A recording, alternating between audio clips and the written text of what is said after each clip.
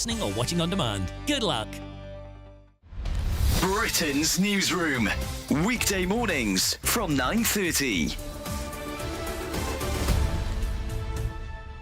Well, we've got quite an extraordinary story to talk to you about now, because a triple amputee war hero is launching a bid to become the first to sail across the Pacific Ocean non-stop, solo and unsupported. Craig Wood was blown up as a teenager by the Taliban in Afghanistan, but now he's hoping to change the perception of disabled people and raise money for other limbless veterans like himself. And Craig joins us now. Morning. So, Craig, you are extraordinary. You are planning to take up to 80 days to sail from La Paz in Mexico to Japan. Yeah. How many miles is that? It'd be over 6,000. Amazing. Amazing. And it will take you how long? The minimum it's going to take me is 60 days. It could be up to 80. Yeah. And that's on your own. You've done plenty of this before, haven't you? You've done lots of solo sailing. Yeah, I've done quite a bit of solo sailing, but not as big as this. It is the world's biggest ocean, after all. And why that particular route? I wanted it to be a challenge, not just for me, but for anyone. Right. So any able-bodied person can look at this and go, wow, that is difficult. Yeah. And so that was the main drive. Then it's become a bigger thing than that now. Now I'm raising money for charity, and I can truly inspire people to change their perception on what is possible for disabled people. And if you don't mind, can we ask you what happened in 2009 in Afghanistan? What were the circumstances of your injury? I was on a normal routine foot patrol. About 5 metres in front of me, a commando IED was triggered. And subsequently, I became a triple amputee, both legs above the knee, left hand at the wrist, facial injuries, etc., etc. The People's Channel. Hi there, I'm Michelle Dewberry, and I'm going to take a second to tell you all about my show, Dubes & Co. We start off with the issues of the day. We then bring in both sides of the argument. We get rid of the disrespect. And then you throw me into the mix. And trust me, I'll tell it exactly how it is. And then, of course, the magic ingredient, you at home. We mix it all together, and what have we got? In my opinion, the best debate show in town. Monday to Friday, 6 till 7 on GB News, Britain's news channel.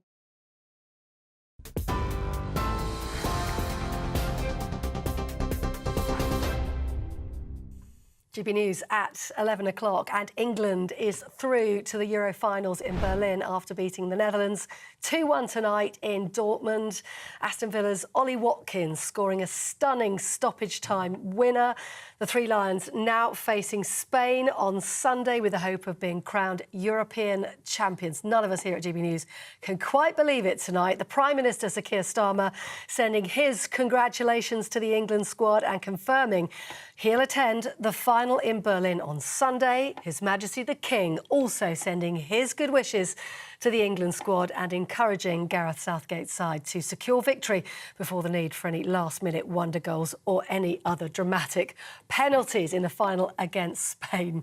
The scriptwriter has put for me, it's coming home. Let's hope that it is. Now, in other news tonight, let's tell you, Sir Keir Starmer has said he wants to use the NATO summit in Washington to reset relations with world leaders and send a message to Russia's President Putin. The summit marks Sir Keir's debut on the world stage as Prime Minister just less than a week after the Labour landslide, which put him in number 10. He's due to hold detailed talks with Joe Biden at the White House later on tonight. The change of government makes no difference to the support that we will provide.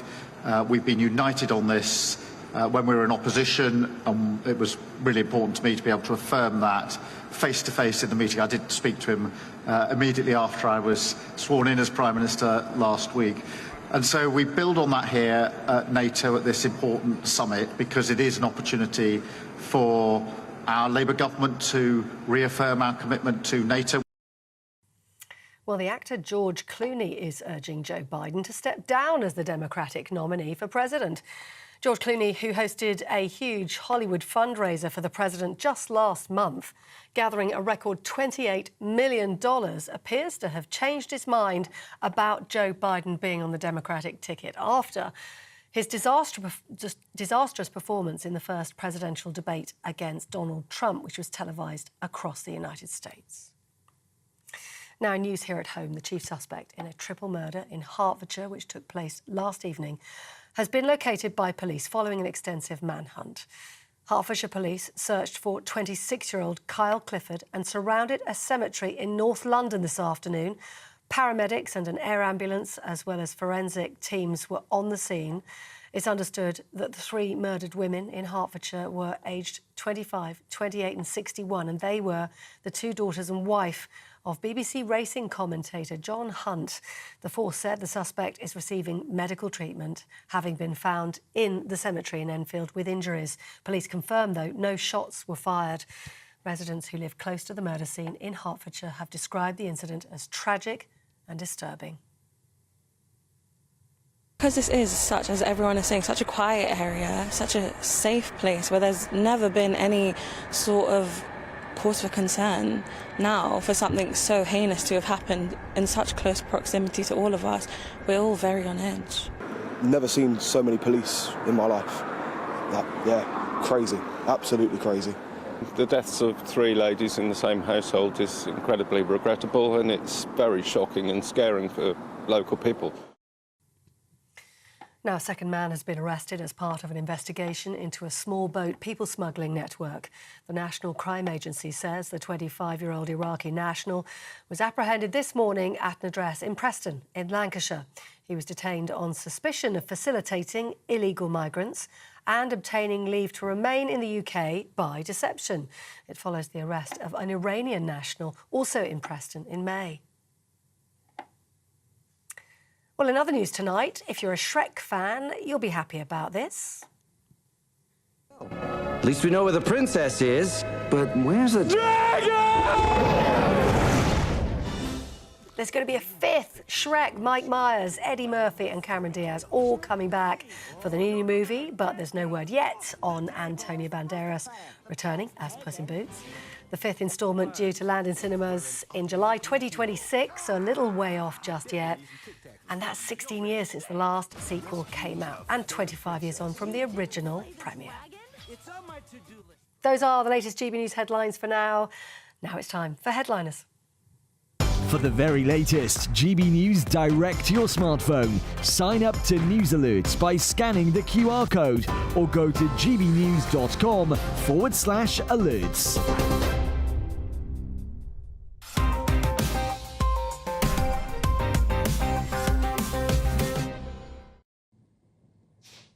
Hello and welcome to Headliners, your first look at Thursday's top news stories. Joining me tonight, two wonderful comedians. We have Stephen N. Allen and Nicholas D. Santos. De Santos. Although I say it like that, it sounds like two Santos. Good enough. How are you, gentlemen? You're looking very smart. Well done. I thought making everyone. I know what you two are like for ties, so Yes. I thought I'd better bring the good gear. I can't help feeling I'm teetering right on the edge of chromatic incoherence this evening. I don't know how it's looking on the screen. Actually, it's not too bad, is it? It looks good from here. My main battle every night is to avoid making my face look utterly flushed in the gammon style, which our viewers have learned to expect. Let us take a look at the front pages that we have on our desk. We have apparently a bit of a glitch in the system, not allowing us to bring them up on screen. But The Guardian, Steve, kick us off. They have football with the headline Hollandaise, which is a pun, but it really only works on one level here. Why is the source relevant to football? Hollandaise, because they left the Dutch confused, I suppose. Is that why? It's not enough. But the sauce still has no use to it, does it? No one's worried about split Hollandaise is, what do you have that on, a steak? Yeah. OK, so maybe they're suggesting that these are beefy, steaky kind of men. I think The Guardian would say, yeah. Anyway, we beat the Dutch, that's the point. Exactly. Yeah. That's the only reason I tune in. Starmer is the other story. Shocking prison crisis is worse than I feared. This must be what he's going through. You get the job, you get the actual details and realise, no wonder the other guy didn't fight very well. Now they've got such an overcrowding with prisons issue, they're looking to change. They already had an early release scheme. If it's 50% of your sentence and you weren't an absolute violent wrong and you could get released, they want to drop that to 40% of your sentence, barely touching the sides. This could mean more than 20,000 criminals back on the streets. But what if it works? What if it turns out that they're less likely to reoffend? Sure. I suppose we'll find out It's an sooner. experiment, isn't it? Yeah. It's not an experiment. I'd love to do with me being around for it. What I was thinking is, there's a certain type of person who says prisons these days are like holiday camps. Yeah. Holiday camps. Yes. They're not full. No, they're so not. So why don't we release people from prison to holiday camps? What are you going to do? Say it's like a holiday camp? It already is. Well, I've already said that they managed to knock up Nightingale hospitals very quickly when there was a pandemic. Why can we not have Nightingale prisons? You don't need to have super rigid, kind of high steel enforced fences. Just, put those ankle bracelets on them that contract if they go more than 20 metres away from that's like the kind of thing, yeah. Or maybe run around the midriff. Just take them off the streets. Just take them off the streets. Like the dogs have in Up, to stop them barking. There are other ways I think we could control violent prisoners nowadays, and I've been looking into, as they say, the Not the 9 O'Clock News sketch had it 40 years ago, cut off their goolies, sir.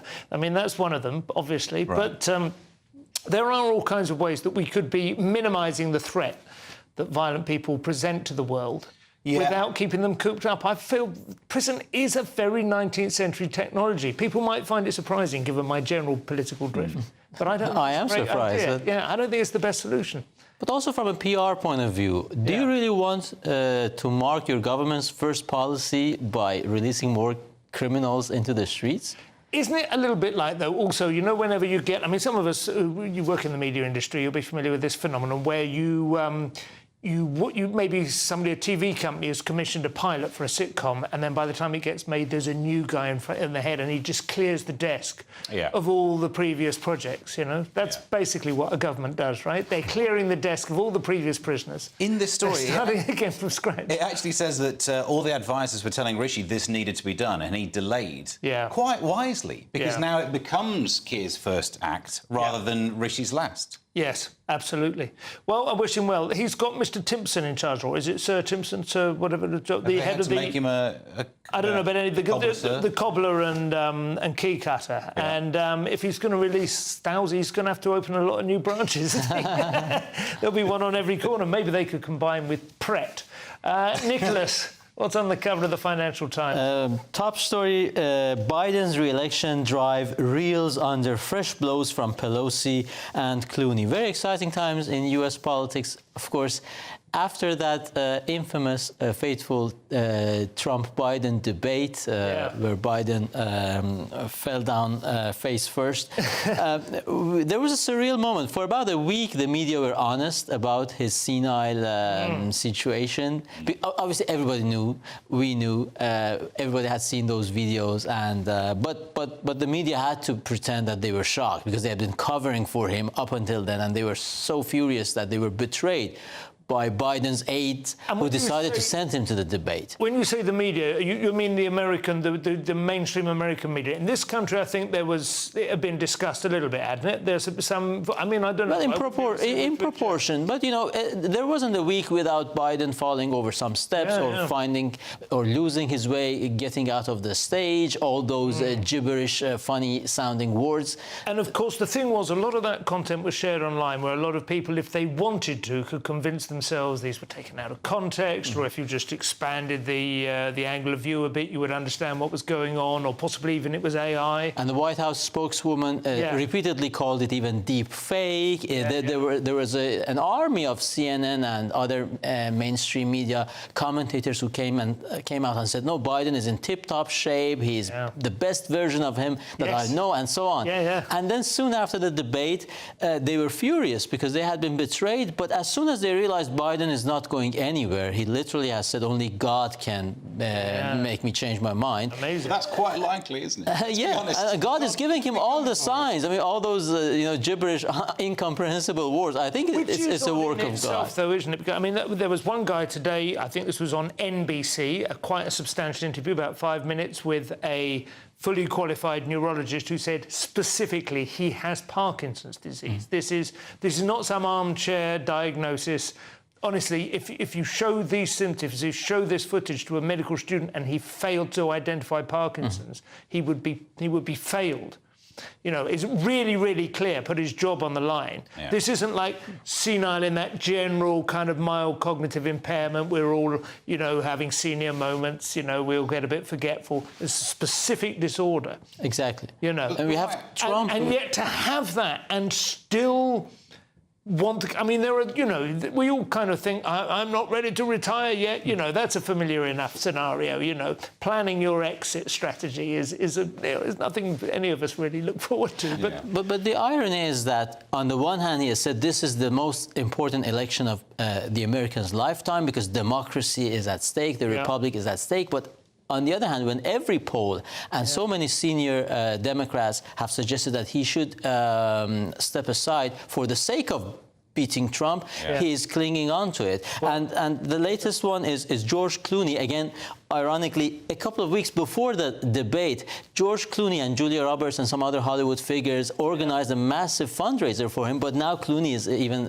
has joined the ranks of those who say he should step down. And he actually said, in fact, at that fundraiser, he wasn't the man I knew and, you know, helped to win in 2020. You kind of think maybe you should have said something then. Just so quickly on this, though, I know every time this gets discussed, people will tweet and say it's not nice mocking people for their age. This isn't about ageism. It's not mocking him either. It was this week. Brian Blessed was in the news. He's 87, so older. The guy walks 7 miles a day. He's sharp. He's with it. Age isn't the problem here. No. It's your ability. Blessed's alive! But you know what, and if he were president, there'd be a war. Let's be honest. And also, we'll just mention Ridley Scott, who is releasing Gladiator 2. I don't know exactly how much creative input he's had, but it's his name as director. He's 87, I think. Yeah.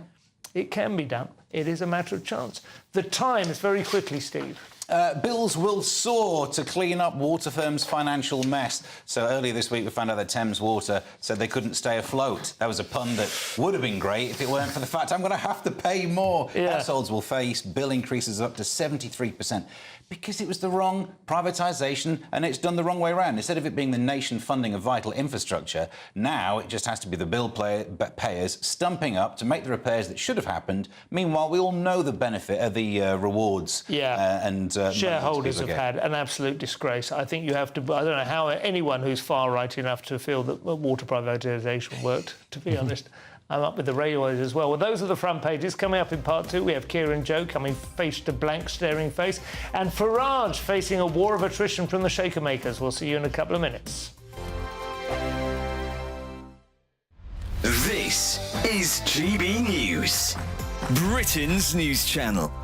I'm joined now by Stefan Kyriasis to give us the latest on everything theatre. So, yeah, we're going in first with Starlight Express, which is back. It's not in the West End. It's out at Wembley at the Troubadour Theatre, which is a big, almost kind of warehouse space, which suits because, as you know, have you seen the show? Starlight Express was my first ever musical. I must have been about 7 or 8 years old. I only saw it once, but I remember it being magical. Well, this one, it's 1984 it started, and it's still running in Bochum in Germany in a huge arena. So basically what we've got, they've slightly tweaked it, and there's a little boy or little girl, depending on the cast, going to bed, obsessed with toy trains and dreaming of trains. Everybody is dressed up.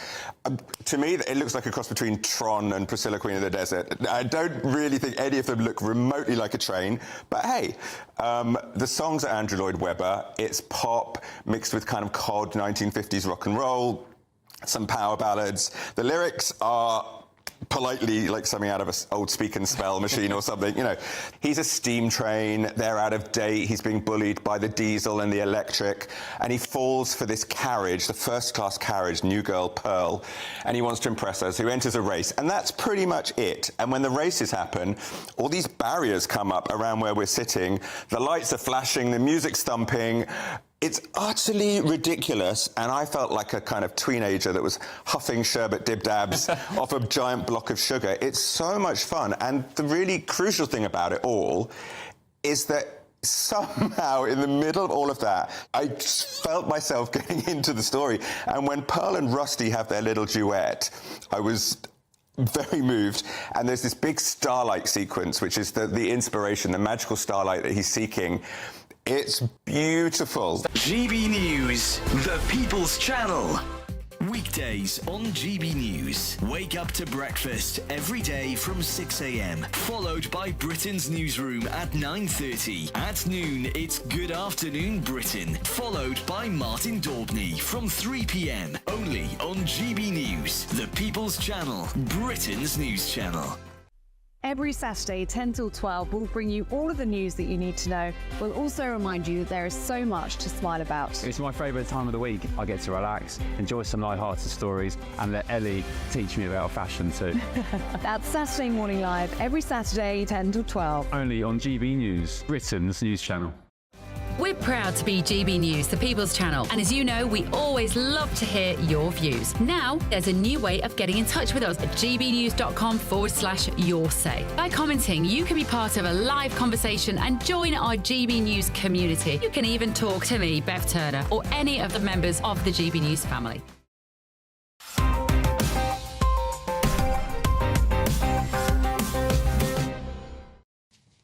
And welcome back to Headliners with me, Simon Evans, Steve N. Allen and Nicholas De Santo. Steve, The Independent anticipate Keir Starmer's meeting with whoever is operating Joe Biden at the NATO summit. Starmer to hold first meeting with Biden at NATO summit as PM promises new air defences for Ukraine. I was thinking, when you're so new to the job of PM of a small little place like the UK, and you meet the President of America, you must be thinking like, oh, he probably didn't even know who I am. But these days, if that happens, it's just going to make Joe look bad. Yeah. He's got to call him son through the whole thing. Chief, come over here. And I mean, in the footage, actually, and we've shown it a few times in the news, it's amazing how short Sir Keir Starmer is. I bumped into him in Edinburgh when I was up there when we were up there doing a show. Yeah. And I was surprised at how short he was. I didn't mention it because it would have stopped all of those jokes about Rishi being short. Yeah. He made a good living out of those recently. He doesn't come across as short, does he? What is that about? I wonder whether they'll change the camera angles now that he's PM and expose it. But of Joe's course, one up. talking point they have is that Joe Biden had a sort of interaction with Neil Kinnock many years ago. I don't know this. Do you remember that? No. You know about this one, Nicholas? I didn't. His first run at president in about 1990, something like that, his first attempt at candidature was derailed when it emerged that he had plagiarised one of Neil Kinnock's speeches about being the first person from his family to go to university. Yeah. Oh, really? Yeah. I am the first man from the valleys and all that. Did he do the accent? With that accent? Yeah. I would have done it. But, And, yes. I don't think of this story, Biden's not the big news because he probably won't be running for president, according to some Democrats and some actuaries. Yeah. This is more about, I think, Starmer met President Zelensky and has said that he can use British missiles at long range to attack Russian targets. If this all happens, this is quite a step forward. Meanwhile, in the UK, he's being criticised for not being strong enough on defence, with James Cartledge, who's a new one of these, said that it's a massive uncertainty because of the way that they're talking about funding. Yeah. This is a case of, it was in the manifesto. A PM doing something that's actually in the manifesto, and apparently it's a shock. Well, there's going to be a few of those, I suppose, because people don't read manifestos anymore, do they? I don't know what they do base it on. Nicholas, anti-racism activists have pledged to disrupt reform meetings for the foreseeable future, which I suppose is what they're intended for, isn't it, really? Well, Farage and Reform face sustained protests from anti-racism activists. Now, this is quite remarkable because in Nigel Farage's constituency of Clacton, they have already interrupted and disrupted his first press conference, and at the same time they see themselves as victims of allegations of racism. I mean, they haven't provided any evidence for that, but they have taken responsibility for disrupting his press conference. Stand Up for Racism is the name of this activist group, and they have threatened to be alert and to go to future manifestations and events, public events by Nigel Farage and his Reform Party. Yeah. So I just don't get it. If we live under the rule of law, if racism has happened, you have the right channels to report it. The wonderful thing about racism is you can allege it against people, can't you, just with no evidence at all, just from the vague sense, the sort of smoke that surrounds them. There are people, the harder people than Farage to pin it on, that frankly get it, you know. I mean, I'm not saying that any stain does adhere to Farage, but obviously here's a lot of his campaigning has been anti-immigration, and from there you can make a fairly short leap across to the, well, what exactly is it that you don't, you know. Yeah. But it is just fantastic how these allegations can be thrown around, as we all know. I suppose it was made worse by the thing that happened just before the election. It's mentioned in the article. The Georgie David, she was the one who stood down as a candidate, saying they're all racist. Yes. And the Reform defence was, well, she couldn't have met all of them, which feels like the wrong tactic. I wouldn't have gone that way. But they accused her of being a Tory plant. Look again at the Tories. Do you think they could have orchestrated that level of subterfuge, that Trojan horse? I don't know for sure, but there were some extraordinarily suspicious, dodgy tricks being played against Reform. I think that whole business with the Channel 4 expose of the actor with the rough voice, where he's got a video where he goes, well, I can also do this voice, or I come across as a bit of a wrong one, do you know what I mean? And then there he is on concealed camera going, yeah, let's go and do some barracking. I'll tell you what, I'd have them all shot. Just like, I don't know if that... I'm not saying it was the Conservative Party or indeed any political party, but there was definitely some orchestrated attempt to undermine their credibility, I think. He raised his spotlight profile quite a bit, so maybe he was a self Do you think he's doing, what is that thing called where you can... 50 quid and you can address somebody's birthday party now? Like Cameo. Cameo, Yeah. I'm available. He'll be popular in certain circles. Anyway, Steve, Macron's party has an interesting response to losing the recent election in the Telegraph. Yeah, they say the French don't want left-wing government's tax rises. No. They should have voted a different way then. Oh, it's a bit late now. This is Aurore Berger, who said that the centrist bloc is the only alternative to the NFP coalition. So let's go. They're in a bit of a pickle. So let's start where it starts. Macron got some bad results for the European election, so said, let's do a presidential one. Then first round... No, prime ministerial. He's presidential. He called a general election, parliamentary one. So the hard right, the National Rally, Le Rally National, they won the first. They were doing well in the first one. So then it became more of a centrist left and left versus right. Yeah. And if you just make it a left versus right, to be fair, the left got more votes. But one of these lefts, is it the NFP or whatever? I can't remember. They are really quite hard left, apparently. Right. The new Popular Front. Nicholas, he'll know. He's our European. So, well, you know, in Italian we say if you are the cause of your own ill, you must blame just yourself. Yeah. Right. So here Macron called that snap election. Rassemblement National or National Rally was poised to win. They did win the first round. But then Macron's party and the left coalition, what did they do? They withdraw candidates, either from this side or the other side, in order to turn every constituency into a two-horse race. It's really close to rigging, isn't it? And I don't want to say that it is rigging because obviously it's within the rules. It's playing the system, but rigging is not just about stuffing fake ballot papers into ballot boxes, right? That's what the Brexit Party did in 2019 as well. Yeah. So they have reaped the whirlwind now. They are basically stuck with because now we have 3 blocks, and these 3 blocks have more or less the same number of votes. And of course, it's ingovernable. And of course, the natural scenario would be for the so-called center-right of Macron to go with the far-right of Le Pen. Le Pen, who has said inaudible or reprehensible things such as, let's deport criminals. And ironically, they are the pro-Israeli side, the far-right being the pro-Israeli side in all of this matter. But the leftist bloc includes Mélenchon's indomitable France, or unbowed France. Okay.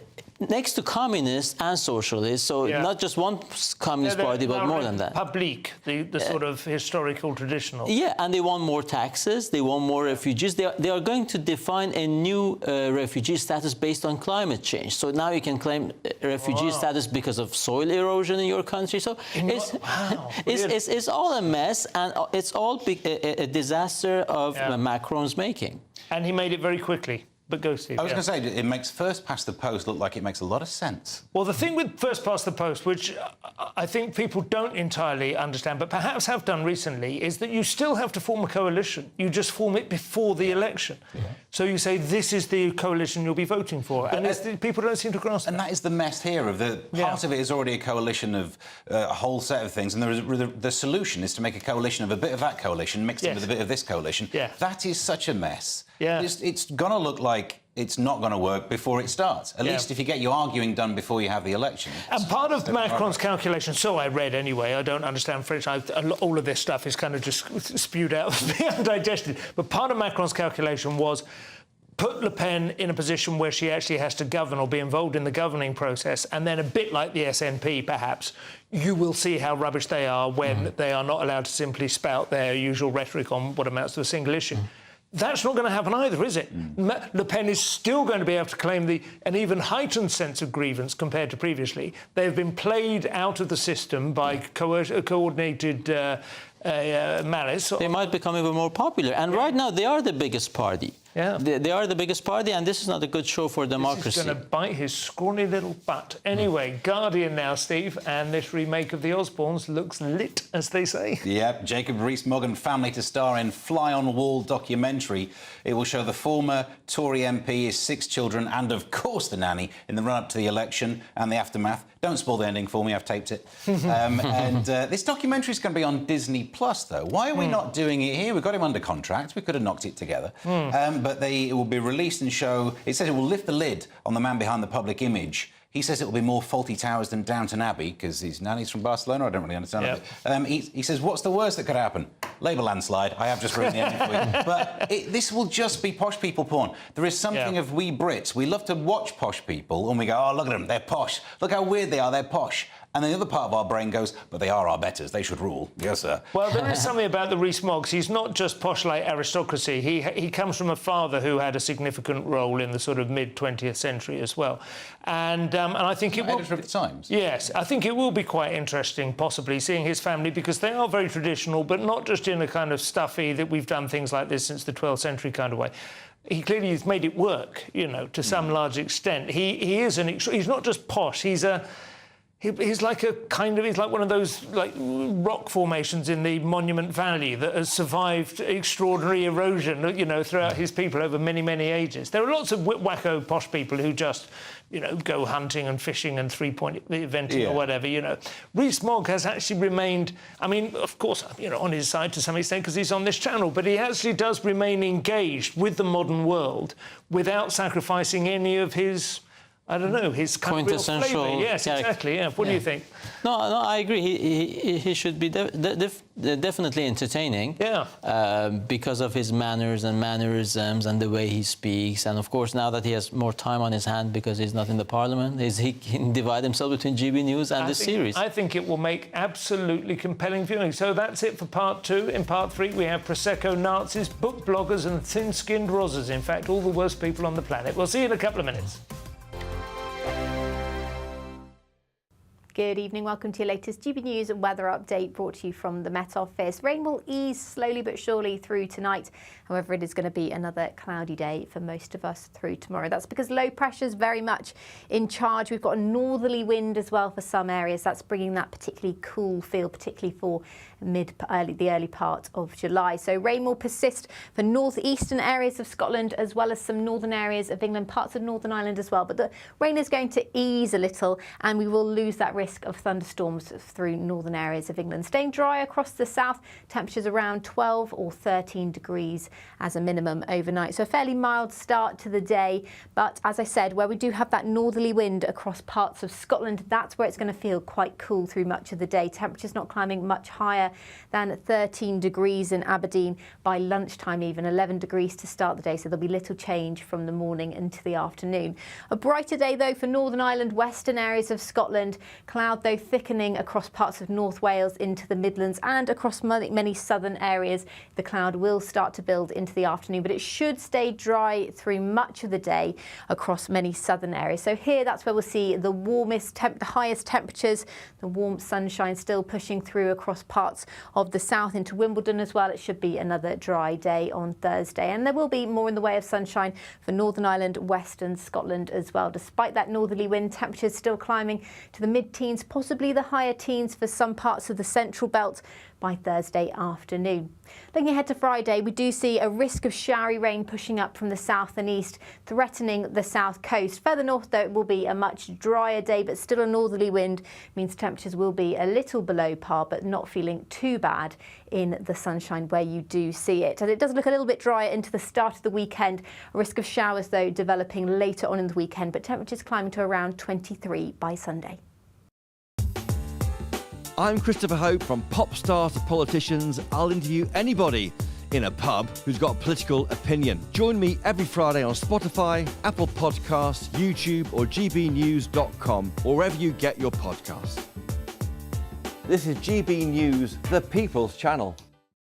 In the GB Newsroom, we bring you the news as it happens. With our team of dedicated journalists across the UK, GB News brings you accurate reporting of the day's topical agenda. When the news breaks, wherever and whenever it's happening, we'll be there. This is GB News, the People's Channel, Britain's news channel.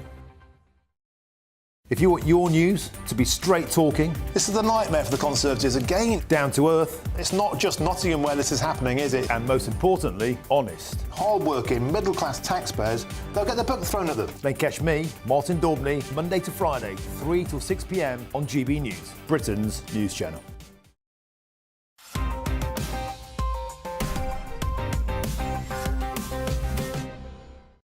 And welcome back to Headliner. So, Nicholas, we've had champagne socialists in this country for some time, but it took the Germans to find the antidote. They have Prosecco Nazis. Right, but nobody goes after champagne socialists, unlike Prosecco Nazis singing xenophobic chant. Prosecco Nazis singing xenophobic chant prompts police crackdown. So this story actually came out in late May. There's this island, which is a high-end tourist resort in northern Germany called Sylt. And there was a group of party-goers, well-dressed, according to the Telegraph. But I've seen the video. It's true. They have adapted this techno song called L'amour toujours by Gigi D'Agostino, singing the lyrics, basically singing this chant, Germany for Germans, foreigners out. Of course, in German. Deutschland für die Deutschen. Yeah. Ausländer raus. Raus. I think I have heard that chorus without realising it was the Euro technique. Yeah, exactly. Yeah. It's really caught on. Yeah. And of course, I mean, just to go down a little rabbit hole, there's a weird thing which I am aware of online, that there is a kind of like fash wave, I think they call it, which is a sort of Europop. It sounds a bit like the Pet Shop Boys or something, but it's rather than what we still think of as being fascist music, which is kind of you know, banging on a drum and a marching band. It's a kind of more disco beat. Yeah, it's interesting. You know, diversify your product to reach different sectors of the market. The algorithm's never shown that to me, though. No, it's funny that, isn't it? Once you get, there's one particular song. It's not called. I think it's called "In My Dark Room" or something. But there's a chorus of it goes, "I dream in stereo." See if you can find that, and then you'll notice. And then they make these kind of montages of you know, scenes from the war or whatever. It's a really curious little sort of, I mean, it's almost like a cottage industry or something. I don't know. Maybe it's more dangerous than I'm giving it credit for. I don't know. But yeah, pop culture aside, the police are now well. Two of those singers, holiday makers, were immediately fired from work and banned from their university. Yeah. And as if that was not enough, now the police have made arrests. And the police says between October 2023 and June this year, they have received 360 complaints about different groups of people chanting this thing. So was it somebody who thought they were their friend who videoed it and shared it on social media? Possibly. But now, as I said, the incidents are so many. Even during the Austria-Turkey football match in the Euros, it was sang, and even by some non-German speakers, I saw the videos were out. And of course, the question is this the right thing to do? To go after people who are just chanting? Well, I suppose it is fair to say Germany are a little bit thinner-skinned on this front than other nations. Singing the song's not illegal, so they're not being arrested for singing the song. They were doing Nazi salutes, which is illegal in Germany, so they've been arrested. So the question is, can you sing the song and not do the Nazi salute and get away with it? Can you do that little indoor version? Because of the High Court... hello. Yeah. But you know, the ones who got fired, the two girls in the original video who got fired or banned from university, they were not doing neither the salute nor the mustache gesture. And they still engaged, but nevertheless, yeah. What do you think, Steve? Prosecco Nazis. It's why schnapps. Yeah, exactly. What you need is a good German sparkling wine, and that's the problem. There isn't one. Oh, well, no, there is. My dad used to get it. There is a sort of fizzy Libra milk or something. Yeah. But is it high end or not? Because it's supposed to be the equivalent of champagne. Bubbles. Fizzy blue nun. Bubbly nun. Steve, staying with the Telegraph for an epochal clash. This is more cancel culture stuff between authors and book bloggers for the soul of book selling. Yeah, I thought cancel culture was over and done with. That was the story. It's flaring up again. Tilly Loves Books sacked by Waterstones over comments about gender-critical author. Filed this under Muck About and Find Out because book influencer Tilly Fitzgerald said that she'd tear up the books by Christina Delcher, who's against the idea of gender ideology and its impact in the that industry. She got dropped by Waterstones. So even if you don't need to mention the gender thing, let's look at that story again. Person hired to promote books says she'll rip up books, gets fired by bookseller. The bookshop that she works in. To be fair, and just to sort of tease this out, she has since clarified or possibly changed her story to indicate that she meant she has bought some of this woman's books herself, and now having discovered that she's gender critical, she is going to throw them away. But that wasn't obvious in the initial tweet, and I think that would make a difference. I personally don't think it's a firing offence to say I've discovered something I don't like about you, and now I'm going to throw the books by you that I've bought previously away. To say you work in Waterstones and you're going to go... And the thing is about Waterstones, there is already a suspicion that their staff do bias the selection one way or another, a strong suspicion. I know it in Brighton, where, is her name Catherine Stock, I think, who wrote... was it Material Girls? I can't, there were a number of gender... The one who was sacked from... left Brighton University, was hounded out, essentially. And in the Brighton branch of Waterstones, you couldn't get her book. I wanted to buy it, and it wasn't stocked in a large shelf on, whatever you would call it, LGBT issues. Do you reckon there'll be like a gender-critical version of the J.R. Hartley advert? Yes. You do? Yes. That's a great way of doing it. So it feels to me like Waterstones are addressing that issue, perhaps, a little bit, as well as the general, the specific. Yes, although they hide what could be a point-scoring thing by saying it's nothing to do with that she broke the terms and conditions of employment in some way that doesn't need to be disclosed. That's why she was gotten rid of. Yeah. So it feels... obviously, even if you... I know what you're saying about... These, I'm not saying I'm buying books to rip them up. These are books I've already got. But it's still not great. If you extrapolate it and go like, no, I'm not going to burn your books. I mean, it might be a bit... my lot. Might be a bit harsh, but the shoe is on the other foot for once. Who's to blame? Because we have people from one side of the aisle, from one side of the spectrum, usually going after other people's jobs and livelihoods. Yeah, and I think that's happened a lot more. And in fact, it's pretty obvious that Tilly herself was trying to do something like that to this author who... As far as I can because tell, if you're a big influencer, it's not remotely like a right-wing bigot at all. This is, of course, where the kind of battle lines are. This is where the front is now, is between people who feel that they're feminist, old-school feminist, and the trans rights activists, and anyone who just goes, what the hell is going on? They're sort of left behind, way in the rear. It's two groups that both think they're the victim of this. Yes. And that's when the nastiest fighting happens. Still, she has got 90,000 followers on Instagram. She's still got them. She should be able to monetise that and build from that anyway, shouldn't she? And not have to get up in the morning. I would have thought that was the way forward. Anyway, Nicholas, police are proving very thin-skinned about a new comedy show in The Guardian, not like us gammons. Right. Well... Quite a funny story in some way. Highly offensive. Police condemn ITV for naming new comedy show Piglets. Of course, that's where the problem lies. The term pig apparently was initially used by the Black Panthers in the 60s, 70s to refer to the police force. Okay. And because this comedy show on ITV, fictitious, of course, deals with a bunch of new recruits who are piglets, according to the title, and need to be brought into shape and trained to become police officers, of course.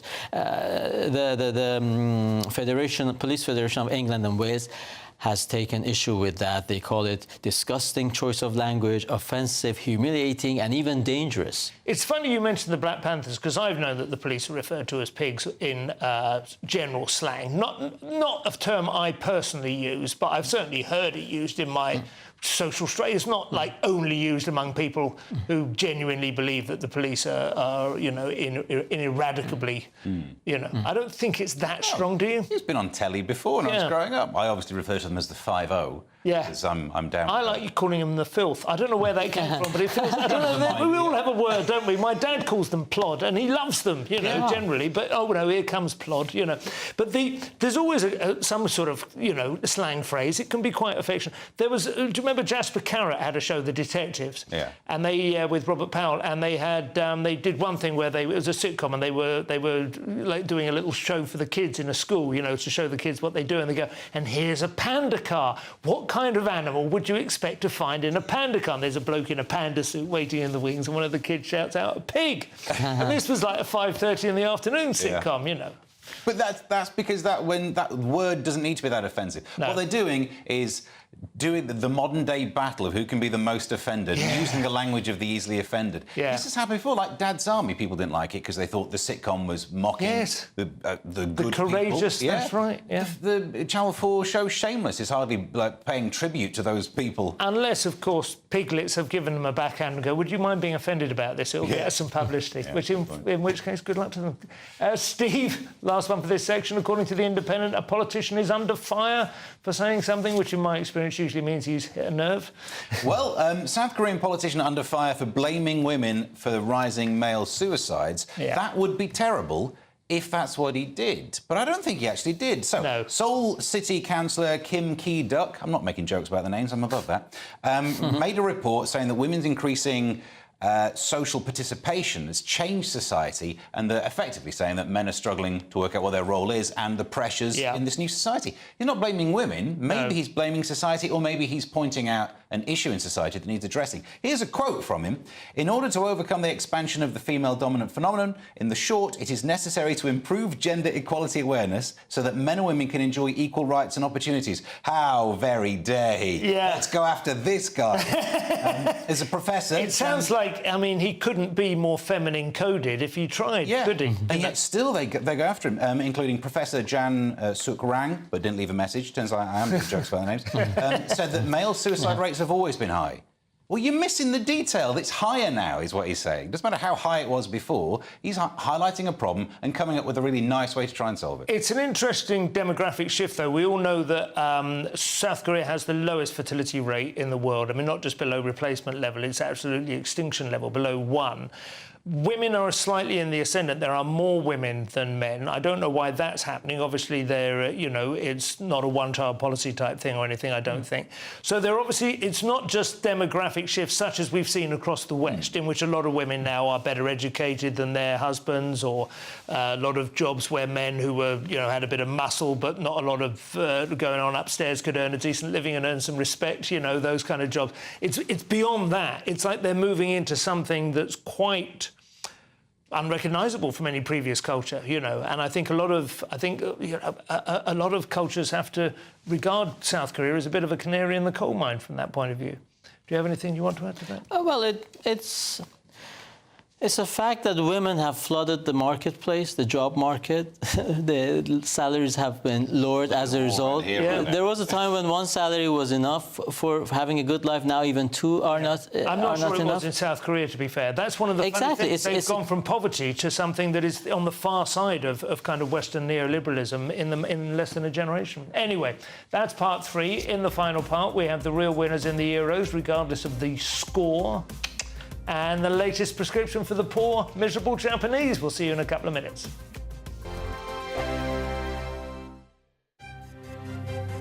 GB News Breakfast. Every day from 6 a.m.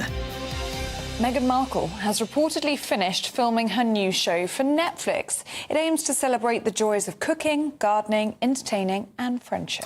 Yeah, this comes after Prince Harry's Netflix documentary, The Heart of Invictus, failed to hit the right note, with viewers missing out on the top 10 in the streaming charts. So, will this next venture be a success? Well, joining us now is royal commentator Kinsey Schofield. I know I've talked to the both of you about Meghan Markle potentially running for president, so this feels like a bit of a dud to go from Meghan Markle running for president to Meghan Markle's Netflix series about friendship and cooking. So she's wrapped this recent show. They rented a home near hers in Montecito, so that as their cooking set. And they're saying that this is really make or break for Harry and Meghan when it comes to their Netflix contract. Do you think, Kinsey, it's fair to say that Meghan Markle has proved to be commercially a bit of a damp squib? Even in America, her native homeland, she's kind of Oprah without the audience when it comes to the cooking. Also, is she kind of, do you think... They saw her as the golden ticket, didn't they, to unlimited revenue, unlimited audiences, and it just hasn't happened. Look, I think Meghan is a beautiful woman, and I do think she's talented, but I think how you treat people is incredibly important. And not only was she rumored to have been cruel inside Kensington Palace with several bullying allegations, but here in the States, Archwell Productions, their audio section, their scripted section, they've gone through several employees. And I think it's a reflection on the way that people are treated there. And I think as a viewer, you might get that. You might feel that way, and maybe that is where the appeal has been lost. GB News, the People's Channel. Every Saturday, 10 till 12, we'll bring you all of the news that you need to know. We'll also remind you that there is so much to smile about. It's my favourite time of the week. I get to relax, enjoy some light-hearted stories, and let Ellie teach me about fashion too. That's Saturday Morning Live, every Saturday, 10 till 12. Only on GB News, Britain's news channel. I'm Michael Portillo. This is GB News, the People's Channel, Britain's news channel. We're proud to be GB News, the People's Channel. And as you know, we always love to hear your views. Now, there's a new way of getting in touch with us at gbnews.com/yoursay. By commenting, you can be part of a live conversation and join our GB News community. You can even talk to me, Bev Turner, or any of the members of the GB News family. I'm Mark Dolan, and this is GB News, the People's Channel, Britain's news channel.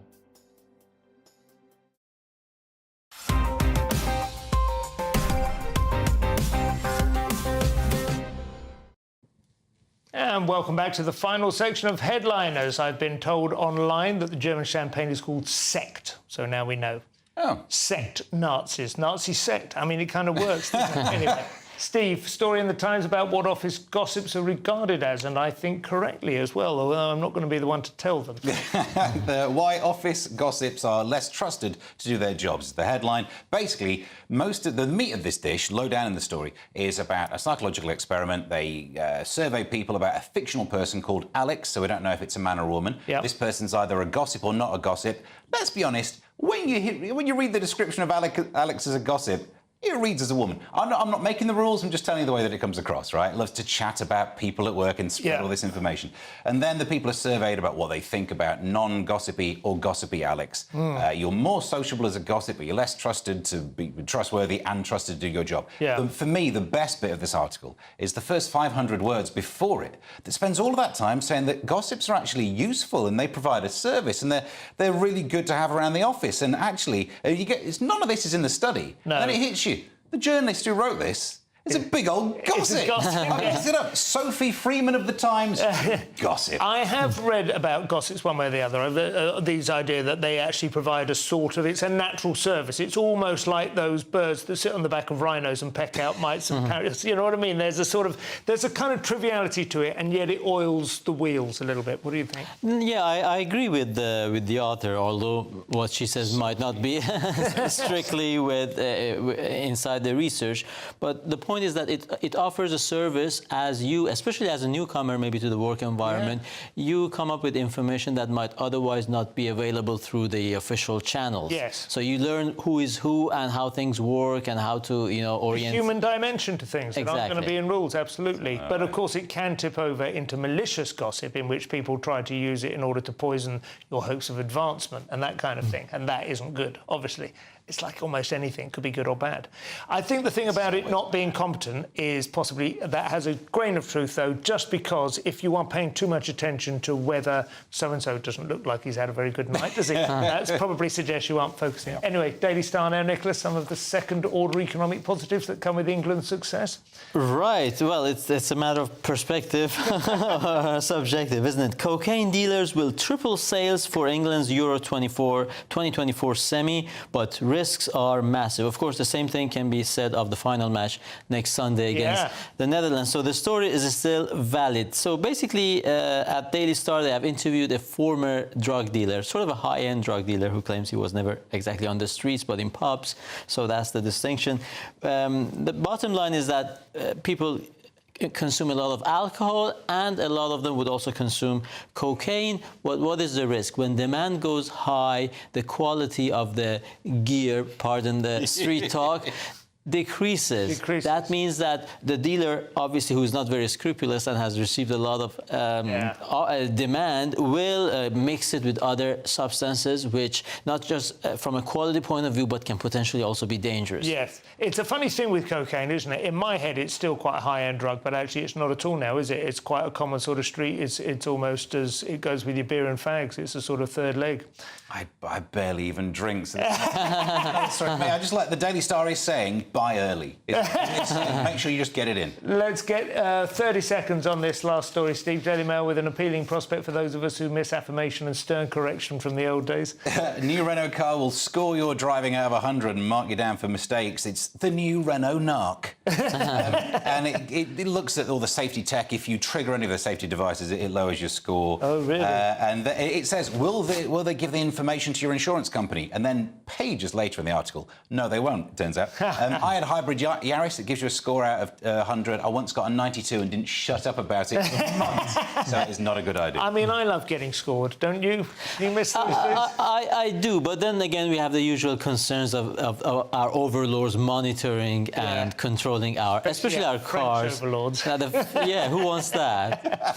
Show is nearly over. Let's take another quick look at Thursday's front pages. I say another look, the first look this evening. The Daily Mail, terrible story. The Crossbow horror. The Guardian. Starmer, shocking prisons crisis is worse than feared. The Financial Times, Biden's re-election drive reels under fresh blows from Pelosi and Clooney. The Eye, water firms told to refund customer bills if they fail to tackle something. And The Times, former soldier held over triple crossbow murder. That's all we have time for.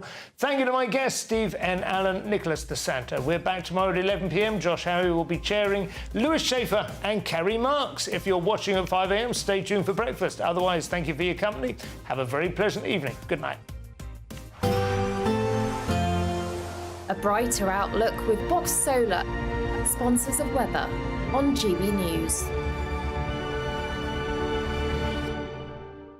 Good evening, welcome to your latest GB News and weather update brought to you from the Met Office. Rain will ease slowly but surely through tonight. However, it is going to be another cloudy day for most of us through tomorrow. That's because low pressure is very much in charge. We've got a northerly wind as well for some areas. That's bringing that particularly cool feel, particularly for the early part of July. So rain will persist for northeastern areas of Scotland as well as some northern areas of England, parts of Northern Ireland as well. But the rain is going to ease a little and we will lose that risk of thunderstorms through northern areas of England. Staying dry across the south, temperatures around 12 or 13 degrees as a minimum overnight. So a fairly mild start to the day. But as I said, where we do have that northerly wind across parts of Scotland, that's where it's going to feel quite cool through much of the day. Temperatures not climbing much higher than 13 degrees in Aberdeen by lunchtime, even 11 degrees to start the day. So there'll be little change from the morning into the afternoon. A brighter day, though, for Northern Ireland, western areas of Scotland. Cloud, though, thickening across parts of North Wales into the Midlands and across many southern areas. The cloud will start to build into the afternoon, but it should stay dry through much of the day across many southern areas. So here, that's where we'll see the warmest, the highest temperatures, the warm sunshine still pushing through across parts of the south into Wimbledon as well. It should be another dry day on Thursday. And there will be more in the way of sunshine for Northern Ireland, Western Scotland as well. Despite that northerly wind, temperatures still climbing to the mid-teens, possibly the higher teens for some parts of the central belt by Thursday afternoon. Looking ahead to Friday, we do see a risk of showery rain pushing up from the south and east, threatening the south coast. Further north, though, it will be a much drier day, but still a northerly wind means temperatures will be a little below par, but not feeling too bad in the sunshine where you do see it. And it does look a little bit drier into the start of the weekend. A risk of showers, though, developing later on in the weekend, but temperatures climbing to around 23 by Sunday. That warm feeling inside from Boxed Boilers, sponsors of weather on GB News.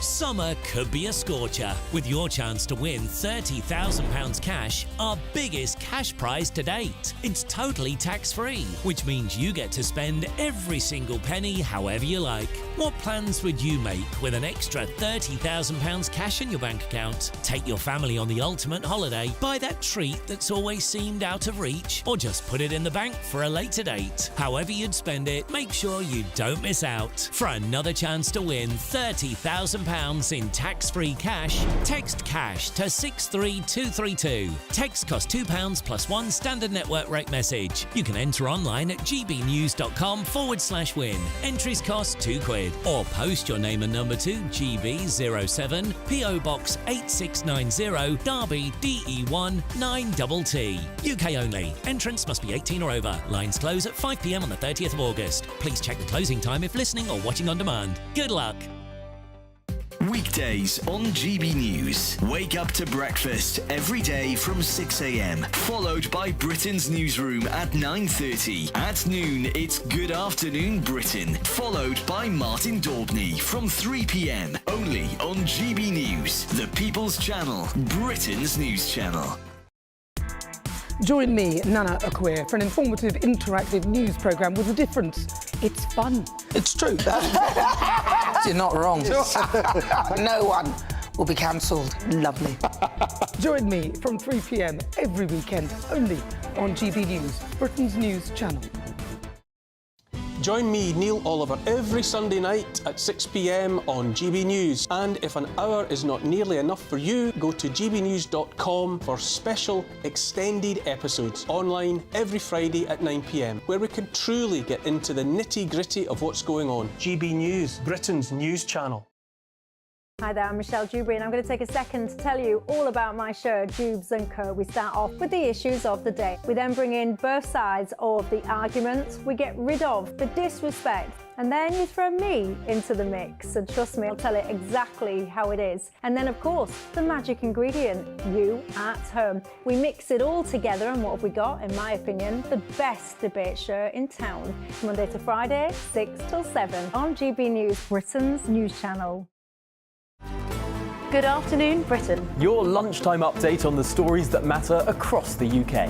From breaking news and insightful analysis, inspiring stories and lively debates. You're comparing yourself to a former Prime Minister. Which is it? Stay informed, stay updated, stay entertained. I just don't know how anyone would not want to be there. Every weekday from midday. We are Good Afternoon Britain, only on GB News, Britain's news channel.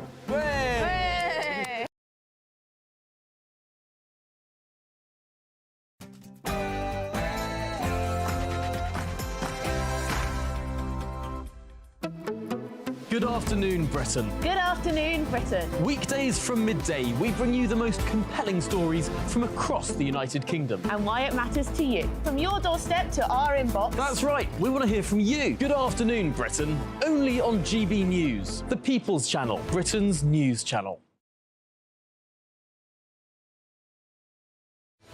I'm Patrick Christie's. Every weeknight from 9, I bring you 2 hours of unmissable, explosive debate and headline-grabbing interviews. What impact has that had? We got death threats and the bomb threat and so on. Our job is to do what's in the best interest of our country. You made my argument for me. My guests and I tackle the issues that really matter with a sharp take on every story. I'm hearing it up and down the country. That was a beginning, not an end. Patrick Christie's tonight from 9 p.m. only on GB News, Britain's news channel.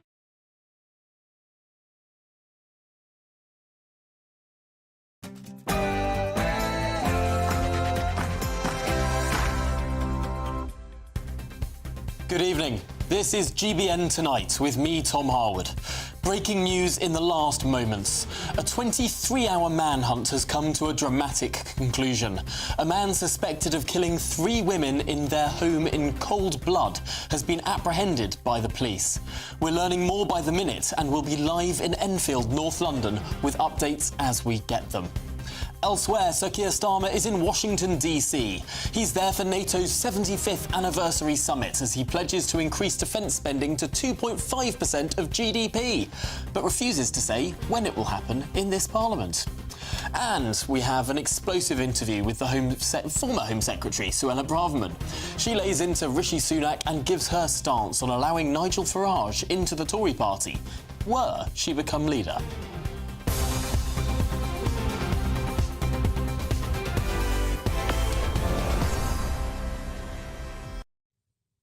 And we'll also go live to Dortmund ahead of England's historic match against Holland in the Euro 2024 semi-final tonight. Of course, get in touch with your thoughts on tonight's topics by visiting gbnews.com/your say. All that's to come after your latest news headlines.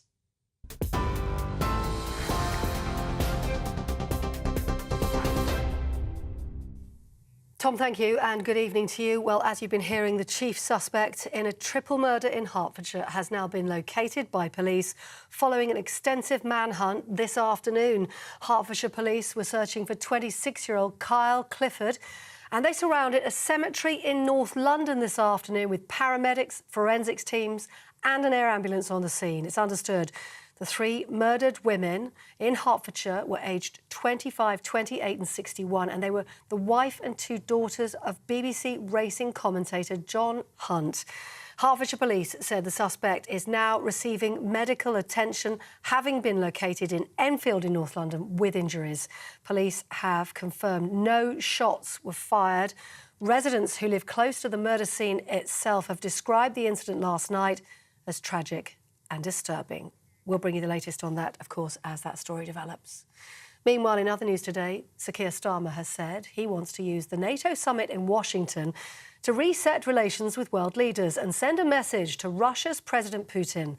The summit marks Sir Keir's debut on the world stage as Prime Minister, less than a week after the Labour landslide, which installed him in number 10. He's due to hold detailed talks with President Biden at the White House later on this evening. Sir Keir Starmer said the summit is an opportunity to continue galvanising support for Ukraine. The change of government makes no difference to the support that we will provide. We've been united on this when we were in opposition, and it was really important to me to be able to affirm that face-to-face in the meeting. I did speak to him immediately after I was sworn in as Prime Minister last week. And so we build on that here at NATO at this important summit, because it is an opportunity for our Labour government to reaffirm our commitment to NATO. A second man has been arrested as part of an investigation into a small boat people smuggling network. The National Crime Agency says the 25-year-old Iraqi national was apprehended this morning at an address in Preston in Lancashire. He was detained on suspicion of facilitating illegal migration and obtaining leave to remain in the UK by deception. It follows the arrest of an Iranian national in Preston in May. Well, as if you didn't know, thousands of England fans are in Dortmund in Germany tonight for the Euro 2024 semi-final against the Netherlands, which kicks off in about an hour's time. But the Brits are expected to be outnumbered in Dortmund. It's thought there could be 4 times more opposition supporters out tonight, but certainly relations between the two groups of supporters very warm-hearted. Gareth Southgate's side, meanwhile, are pushing for a place in the final against Spain. And these England fans told GB News they expect a win. Easy game. I say easy, probably going to be pens, but obviously we'll win because that's what we're good at. You've seen the last game with Switzerland, you know, baby food, easy. Yeah, I'm excited for the semi-finals. It's going well so far. Hopefully it can get better. I won't take nothing away from the Dutch. They got Van Dijk, that's about it, but, you know, we'll give it the best, you know what I mean? I just realised I'm wearing the wrong colour for tonight, aren't I? Not intended at all. I'll be supporting England. Those are the latest GB News headlines for now. I'm Polly Middlehurst. I'm back in an hour. For the very latest GB News direct to your smartphone, sign up to News Alerts by scanning the QR code or go to gbnews.com/alerts.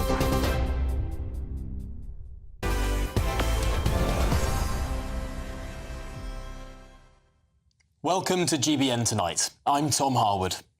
Now, it took 23 hours, but the country-wide manhunt to locate the crossbow-wielding suspected killer of a mother and her 2 daughters has come to a dramatic conclusion. 26-year-old Kyle Clifford, believed to be the ex-boyfriend of one of the young women killed, was found in a graveyard this evening. Having been found with severe injuries, he's been taken to hospital. Well, our reporter Theo Gicomba is at that graveyard in Enfield and has the very latest for us. Theo. Yes, as we've been covering this throughout the day, the investigation has moved at pace. Just a few hours ago, we were reporting that the police confirmed that they were searching areas of North London, particularly here in Enfield and in Bushey, as well as parts of Hertfordshire. So it was a widespread manhunt. But in the last 45 minutes or so, they confirmed that here at this location in the Enfield area, just outside of this area where we are at the moment, that they found 26-year-old Kyle Clifford, who's been wanted for the murder of 3 women who were found at a property in Bushey just after 7 p.m. last night, after being called to an incident there. Now, the police this evening have thanked members of the public throughout the day who've been giving them information, and they're still asking for, if anybody has any CCTV footage, please do get in touch with the police. But they've also said that they'll ask people to refrain from contacting the family so that they can get some support and, of course, comes to terms with what has happened today. When we were still in Bushey earlier this afternoon, people began to arrive, leaving flowers just opposite the crime scene there. People in floods of tears. They understandably didn't want to speak to the press. We're not sure whether they are connected or not, but they did come and leave flowers there. As for the local residents there, we spoke to them throughout the day, and they were saying we're still coming to terms with what's happened. They were in shock, especially when they saw dozens of police officers arriving into their area just after 7 p.m. yesterday, seeing blue lights, helicopters and more. And of course, they'll be coming to terms with what happened there, not least the family, of course, who have been impacted by this incident. Now, Theo, you're in a churchyard, a deeply strange place for this to all have concluded. We can see quite a heavy police presence there even now. Do we know any idea about why this suspect ended up in this churchyard, or any nature of the injuries that he sustained? Yes, so at the moment, it's unclear why he chose this destination to come here, but what we do know is that he's from Enfield, so we are in the area which he's from, not Bushey, which is around 30 minutes drive from here. Now, in terms of injuries, we understand that he's been taken to hospital and is receiving medical attention. In the last hour or so, an ambulance was seen leaving here, and police cars as well, although police presence remains here. But at the moment, no one can enter this place for now, as I imagine police will be looking to see if they can find anything which will help them as part of their investigations. But for now, though, it's unclear why he came here. But from pictures we've seen from a bird eye view, this is a leafy area, and it's quite easy to hide in here if you don't want to be found, especially. Well, Theo Gicomba, live from the scene of where this has all concluded this evening. Thank you very much for that latest update. We're going to speak now to Matt Termaine. Now, a week ago, Matt was a councillor in the local area, but now he's been elected as the Member of Parliament for Watford. Matt, thank you so much for joining us this evening. This must be deeply, deeply shocking and distressing for the whole community. Well, it's an absolutely tragic and horrific incident to have taken place. I mean, as your reporter Theo was saying, I mean, this is a residential part of Hertfordshire. This is not the kind of place that you expect to see a crime of this nature taking place. Certainly isn't. And also, this family, who we learned throughout the day, were the family, of course, of John Hunt, the BBC racing radio commentator. Carol Hunt, Hannah and Louise, all found dead yesterday evening at around this time in that home. It must have sent absolute shockwaves through the community. Well, I would agree with you, absolutely. I mean, I think, you know, the crime that you would expect to see in this part of the country, in Watford and Hertfordshire and Bushey North, where this has taken place, is definitely not of this nature. You know, you would just absolutely not expect to see it. The community is absolutely devastated by this. Fortunately, of course, the suspected perpetrator has now been caught by the police. So that fear that existed that he was still at large is now come to an end. But the impact on the community will be felt for a very long time. And of course, there are going to be questions. Questions about why on earth he was wielding what seems like a medieval weapon in the form of a crossbow. Questions about how he had unfettered access to these people, indeed carrying that weapon. Clearly, this individual, this suspect, is suspected to be a very, very dangerous person indeed. Some deep, deep questions also need to be answered now.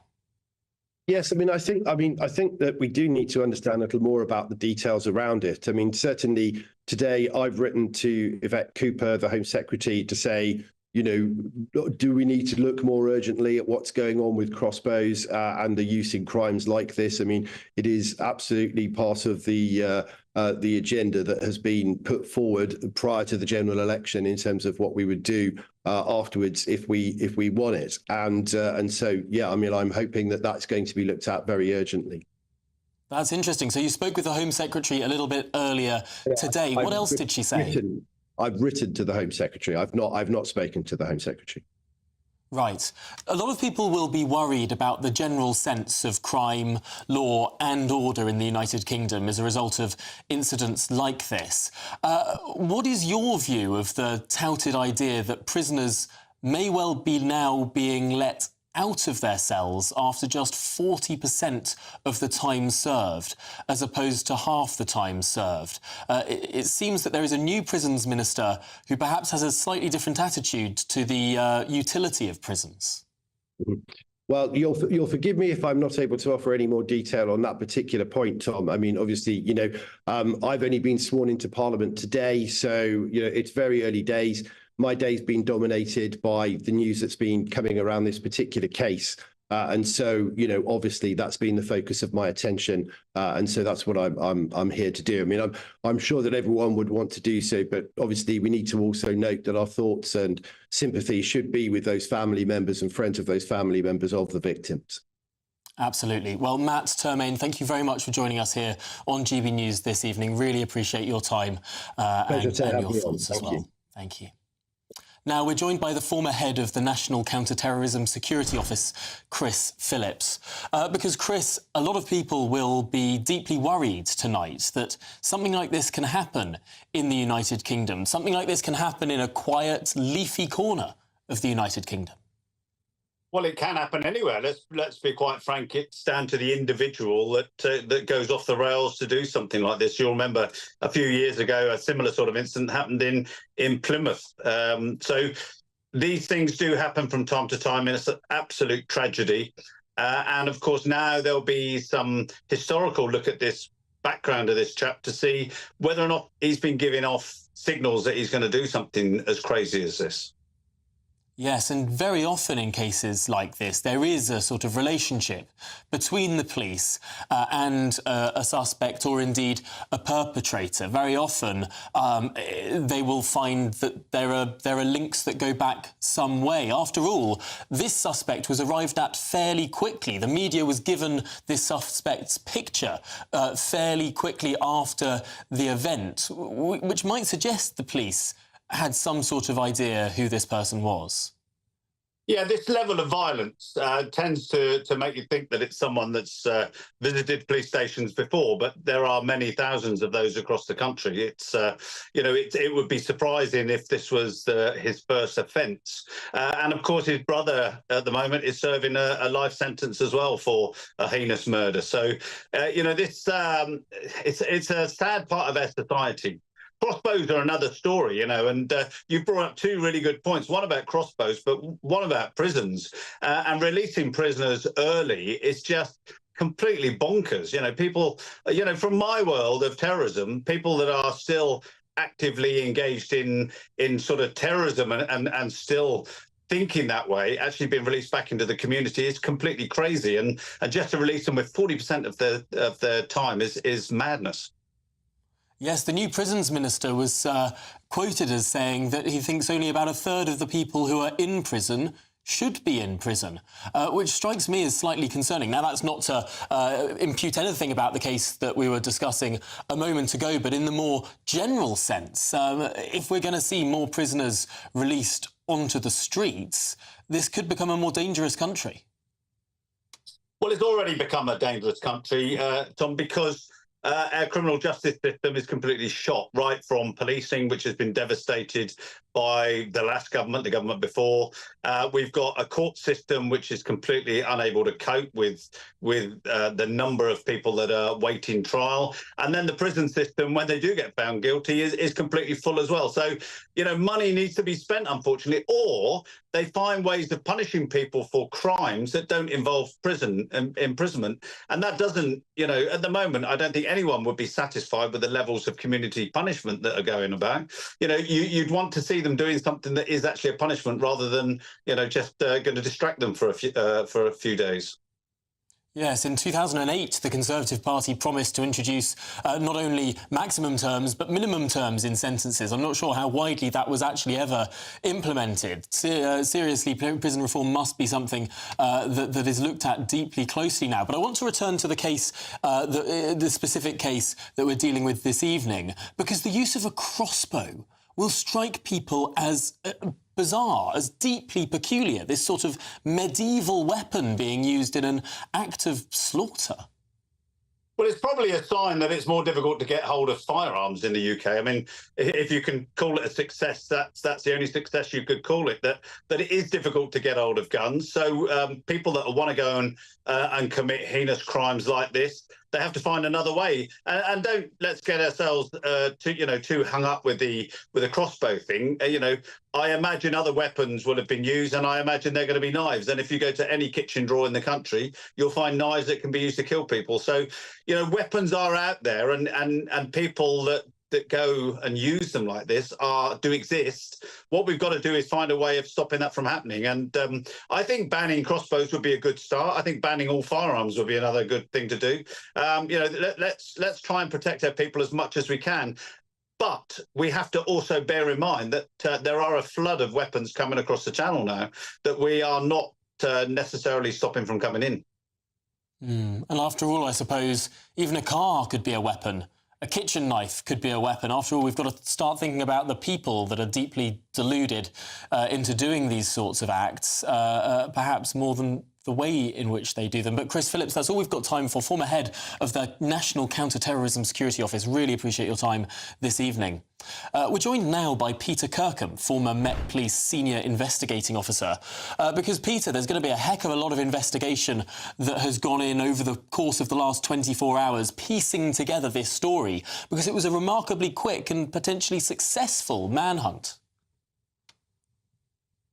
Yes, indeed. The officers would now seem to have all the pieces of their jigsaw, if what we're being told is accurate. But it's still a case of putting that together in a way that's going to satisfy the needs of the evidential requirements for a criminal prosecution or whatever. The first thing they'll be worried about is when they will be getting a chance to speak to their suspect. I understand he has been taken away in an ambulance, and therefore his medical condition will be sorted out first, and then they'll be keen to interview him after that.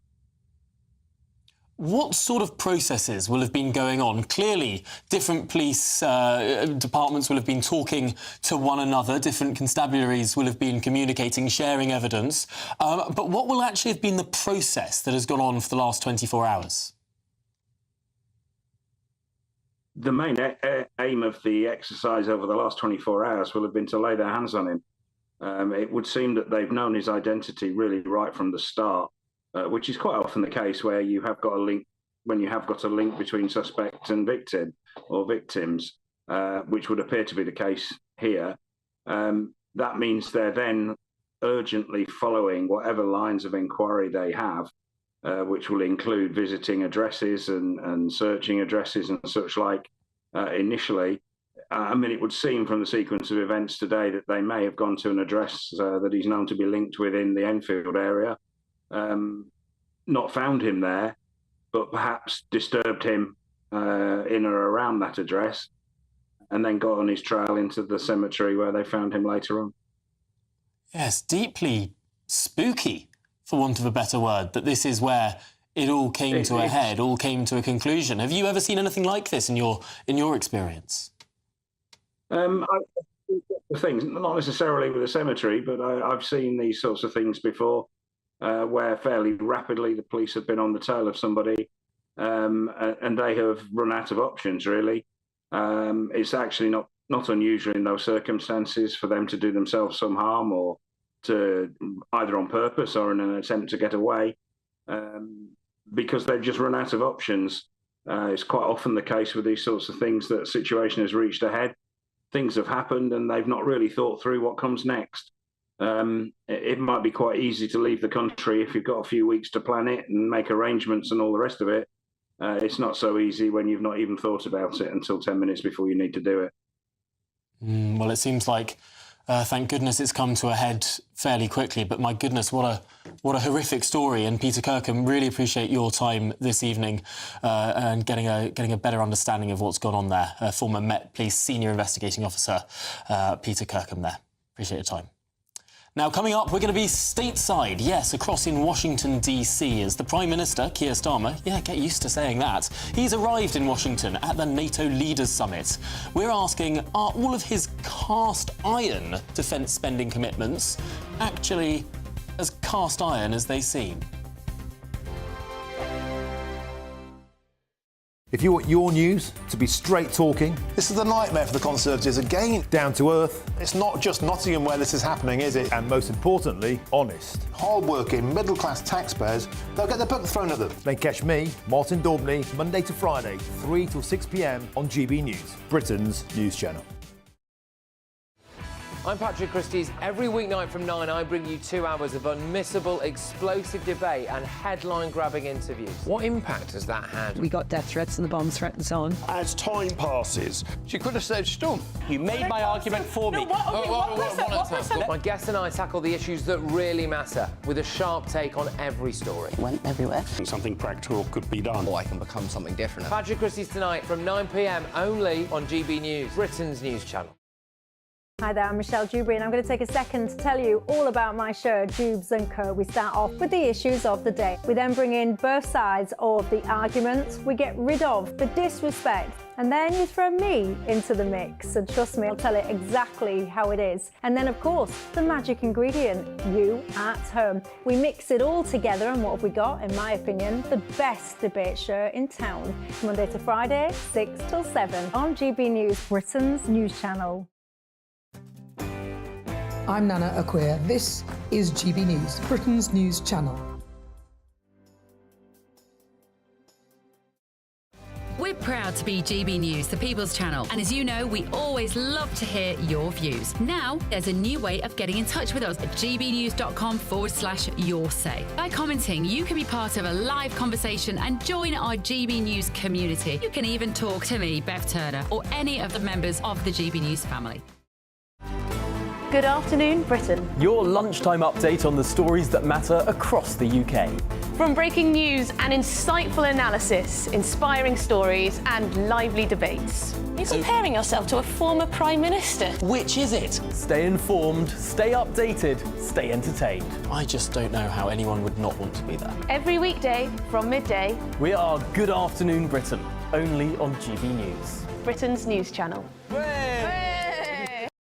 Join me, Neil Oliver, every Sunday night at 6 p.m. on GB News. And if an hour is not nearly enough for you, go to gbnews.com for special extended episodes online every Friday at 9 p.m, where we can truly get into the nitty-gritty of what's going on. GB News, Britain's news channel. Every Saturday, 10 till 12, we'll bring you all of the news that you need to know. We'll also remind you that there is so much to smile about. It's my favourite time of the week. I get to relax, enjoy some light-hearted stories, and let Ellie teach me about fashion too. That's Saturday Morning Live, every Saturday, 10 till 12. Only on GB News, Britain's news channel.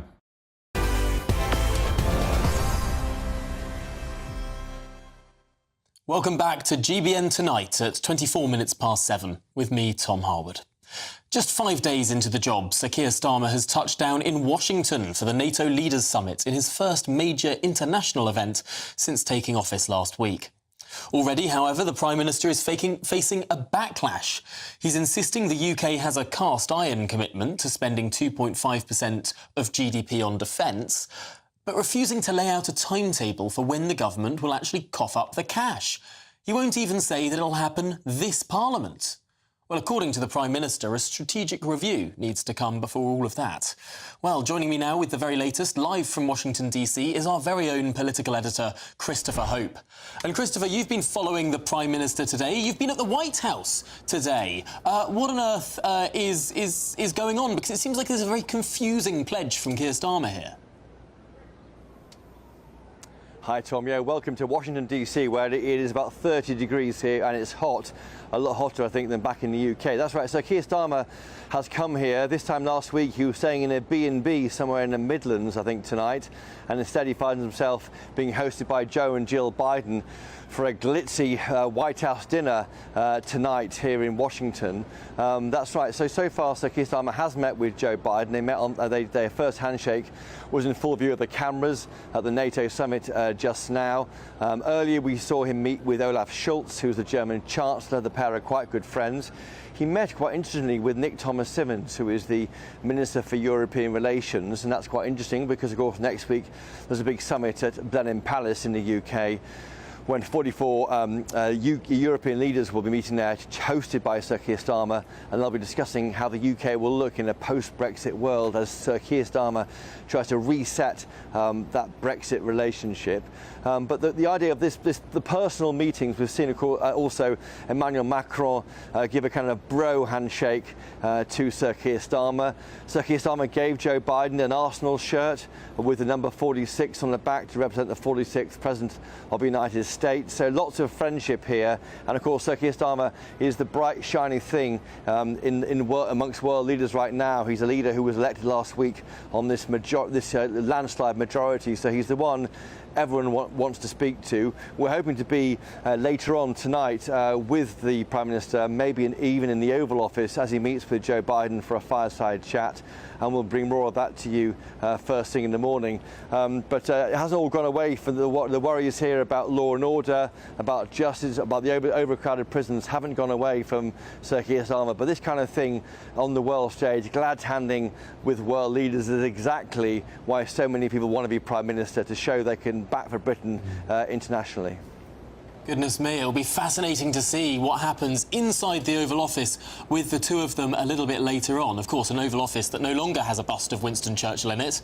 It was there, of course, for George W. Bush. It was taken out by Obama, put back by Trump, taken out again by Biden. It seems to be doing a bit of a Churchill bust hokey-cokey. But, Christopher, you do mention something very interesting, which is that, of course, the Prime Minister, Keir Starmer, will be in office for at least 5 years, with an enormous majority. Joe Biden might not be the president in a few months' time.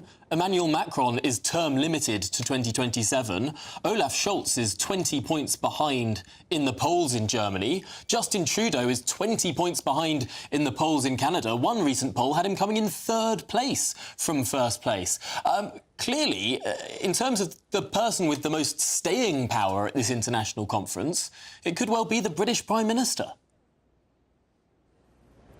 That's right. Well, Sir Keir Starmer, he's not even a week into his time as Prime Minister with that landslide majority. He's the one they all want to speak to. Everyone likes a winner, Tom, and particularly on the world stage. So people are going towards him and talking to him. And the handshake and almost the half embrace which Emmanuel Macron gave to Sir Keir Starmer was very, very warm. He certainly sees Starmer, I would imagine, the French president, as an antidote to this rise of populism that he is seeing in his own country, of course, with the National Rally doing so well in those elections, and also wider on continental Europe. But yeah, no question, I think this is a moment for Sir Keir Starmer. He's being very businesslike about it and making clear that he's trying to put Britain first. He was challenged overnight on the flight here by reporters, and I was one of them. What's more important, paying doctors properly, sorting out the welfare state, or keeping Britain safe, and he came down or hinted very strongly he backed the latter. I think the idea of keeping this country, our country, safe from threats is so important, and that's why he's being pressured all the time about getting towards 2.5% of GDP spent on defence. That's money that would go towards Ukraine and their war with Russia, and he met with President Zelensky earlier, and I was in the room for that. And it was a very warm meeting between David Lammy, John Healey, the Foreign Secretary and Defence Secretary, with Sir Keir Starmer, meeting with Zelensky. But there's no deadline on when they'll get to 2.5% of GDP on defence. We heard from the Tories it would be the end of the decade. We haven't got that from Labour, and that pressure will go on and on. But next week, this big strategic defence review starts, and that's the point at which Labour's got to start to deliver on its promise to keep us safe. Really interesting stuff there. Well, Christopher, I hope you're having a much warmer time in Washington, D.C. than we've all been having back here in Blighty. I can't see a rain cloud in sight, which must be a delightful change. Christopher Hope, thank you so much for joining us this evening. I have to say, when Tony Blair became Prime Minister in 1997 and he went to Europe for his first European Council summit, all of the leaders got on bicycles and Tony Blair started riding ahead. And all the rest of them tried to catch up with him because he was the man of the moment, the man who just won a massive majority. He seemed like he was Mr. Europe, and all the other leaders wanted to be pictured near him. Not sure we're quite getting that same sense from Keir Starmer just yet, a man who won an enormous majority on just 34% of the vote. Well, up next, England are minutes away from kicking off against the Netherlands for a historic semi-final. Fans are on their way to the game in Dortmund, and we're going to be live in Germany to soak up a bit of that atmosphere.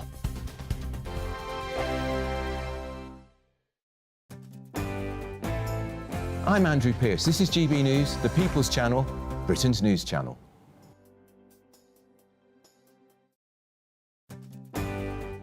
I'm Mark Dolan, and this is GB News, the People's Channel, Britain's news channel. If you want your news to be straight talking, this is the nightmare for the Conservatives again. Down to earth. It's not just Nottingham where this is happening, is it? And most importantly, honest. Hard-working, middle-class taxpayers, they'll get their book thrown at them. Then catch me, Martin Daubney, Monday to Friday, 3 till 6 p.m. on GB News, Britain's news channel.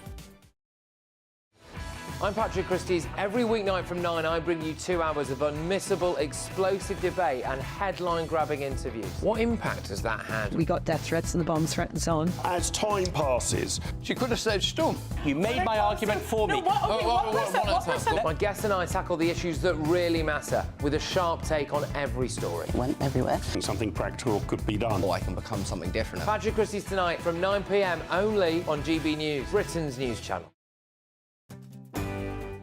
I'm Michael Portillo. This is GB News, the People's Channel, Britain's news channel. Hello there, I'm Eamon Holmes. Thank you for joining us on GB News, Britain's news channel. Good afternoon, Britain. Your lunchtime update on the stories that matter across the UK. From breaking news and insightful analysis, inspiring stories and lively debates. You're comparing yourself to a former Prime Minister. Which is it? Stay informed, stay updated, stay entertained. I just don't know how anyone would not want to be there. Every weekday from midday. We are Good Afternoon Britain, only on GB News, Britain's news channel. Hi there, I'm Michelle Dewberry, and I'm going to take a second to tell you all about my show, Jubes & Co. We start off with the issues of the day. We then bring in both sides of the arguments. We get rid of the disrespect. And then you throw me into the mix. And trust me, I'll tell it exactly how it is. And then, of course, the magic ingredient, you at home. We mix it all together, and what have we got? In my opinion, the best debate show in town. Monday to Friday, 6 till 7 on GB News, Britain's news channel. I'm Arlene Foster on GB News, Britain's news channel. In the GB newsroom, we bring you the news as it happens. With our team of dedicated journalists across the UK, GB News brings you accurate reporting of the day's topical agenda. When the news breaks, wherever and whenever it's happening, we'll be there. This is GB News, the People's Channel, Britain's news channel.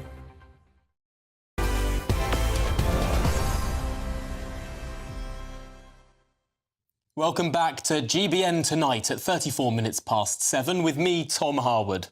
Now, after Spain sent France packing last night in a blockbuster semi-final clash, tonight it's England's turn to earn a place in the Euros final. Now, we're going to see what the fans in the UK are feeling like at this important moment. GB News reporter Will Hollis is out there for us in Nottingham. And Will, how are people feeling? This could be a huge moment for England. Yes, a little bit further north than Nottingham. This time we're here in the heart of Sheffield, Steel City, in a fan zone that can fit some 4,000 fans, football fans that chose to stay here on home turf instead of making that trip to Germany. It is 500 miles away that the fate of England heading towards a final must be decided. But first we've got to tackle that semi-final challenge of a more than capable team that is the Netherlands. 4,000 or so people here, many of them straight away from work. They came down to the fan zone here at the heart of Sheffield, Devonshire Green. There are two words that can describe this fan zone right now. One is beer, plenty of that. The second is hope. There is certainly a feeling of hope in the air that I haven't felt so far during this tournament. It hasn't been the easiest road. Many critics have followed England on this journey, but neither beer nor hope here in Sheffield can have any impact on what happens 500 miles away in Dortmund as England get ready to take on the Netherlands in the semi-final of the 2024 European Cup. And Will, this is such a huge moment because if England can do it, if we can do it this evening, then we're through to the first ever Euros final that England will have played not on home soil. You see that little qualifier I did there? Yes, the challenge is getting past this final step, isn't it? Lots of people have been a little bit pessimistic, I would say, about whether we can make it to that momentous occasion. England is often badged as having a really good team, but falling at the last hurdle. This really is the last hurdle, and if we do get past this one, it will be Spain, a formidable side. Sides like France, sides like Germany, Italy, all of them would have been a difficult team for England to get past, but Spain is going to be a real challenge. But as I say, hope here in the heart of Sheffield, lots of hope as well in Dortmund tonight, and hope in Germany for the fans that have travelled over there, hoping to cheer England on past this semi-final into a final as well. Well, Will Hollis live from Sheffield, not Nottingham. Thank you very much for that anticipatory sort of look ahead of what could be an enormous moment. England versus the Netherlands, two countries that perhaps came together a little bit in 1688. We're, of course, celebrating the Battle of the Boyne on Friday. So perhaps it's all very fitting. Two of the earliest countries to invent capitalism too. But coming up, we're going to be having a little look at an exclusive interview with Suella Braverman. She speaks about how she may or may not allow Nigel Farage into the Tory party were she to become leader. What on earth will she say? Well, our man in the States, Stephen Edgington, has spoken to her, and that's coming up next. I'm Patrick Christie's. Every weeknight from 9, I bring you 2 hours of unmissable, explosive debate and headline-grabbing interviews. What impact has that had? We got death threats and the bomb threat and so on. As time passes, she could have said, "Storm, you made my argument for me." My guests and I tackle the issues that really matter with a sharp take on every story. It went everywhere. Something practical could be done. Or I can become something different. Patrick Christie's tonight from 9 p.m. only on GB News, Britain's news channel. Hi there, I'm Michelle Dewberry, and I'm going to take a second to tell you all about my show, Jubes & Co. We start off with the issues of the day. We then bring in both sides of the arguments. We get rid of the disrespect, and then you throw me into the mix. And trust me, I'll tell it exactly how it is. And then, of course, the magic ingredient, you at home. We mix it all together, and what have we got? In my opinion, the best debate show in town. Monday to Friday, 6 till 7 on GB News, Britain's news channel. In the GB newsroom, we bring you the news as it happens. With our team of dedicated journalists across the UK, GB News brings you accurate reporting of the day's topical agenda. When the news breaks, wherever and whenever it's happening, We'll be there. This is GB News. the People's Channel. Britain's news channel. Good afternoon, Britain. Your lunchtime update on the stories that matter across the UK. From breaking news and insightful analysis, inspiring stories and lively debates. You're comparing yourself to a former Prime Minister. Which is it? Stay informed, stay updated, stay entertained. I just don't know how anyone would not want to be there. Every weekday from midday. We are Good Afternoon Britain, only on GB News. Britain's news channel. If you want your news to be straight talking, this is a nightmare for the Conservatives again. Down to earth. It's not just Nottingham where this is happening, is it? And most importantly, honest. Hard-working, middle-class taxpayers, they'll get the book thrown at them. They catch me, Martin Daubney, Monday to Friday, 3 till 6 p.m. on GB News, Britain's news channel. Join me, Neil Oliver, every Sunday night at 6 p.m. on GB News. And if an hour is not nearly enough for you, go to gbnews.com for special extended episodes online every Friday at 9 p.m, where we can truly get into the nitty-gritty of what's going on. GB News, Britain's news channel. Every Saturday, 10 till 12, we'll bring you all of the news that you need to know. We'll also remind you that there is so much to smile about. It's my favourite time of the week. I get to relax, enjoy some light-hearted stories, and let Ellie teach me about fashion too. That's Saturday Morning Live, every Saturday, 10 till 12. Only on GB News, Britain's news channel. I'm Bev Turner. Thank you for joining us on GB News, the People's Channel, Britain's news channel.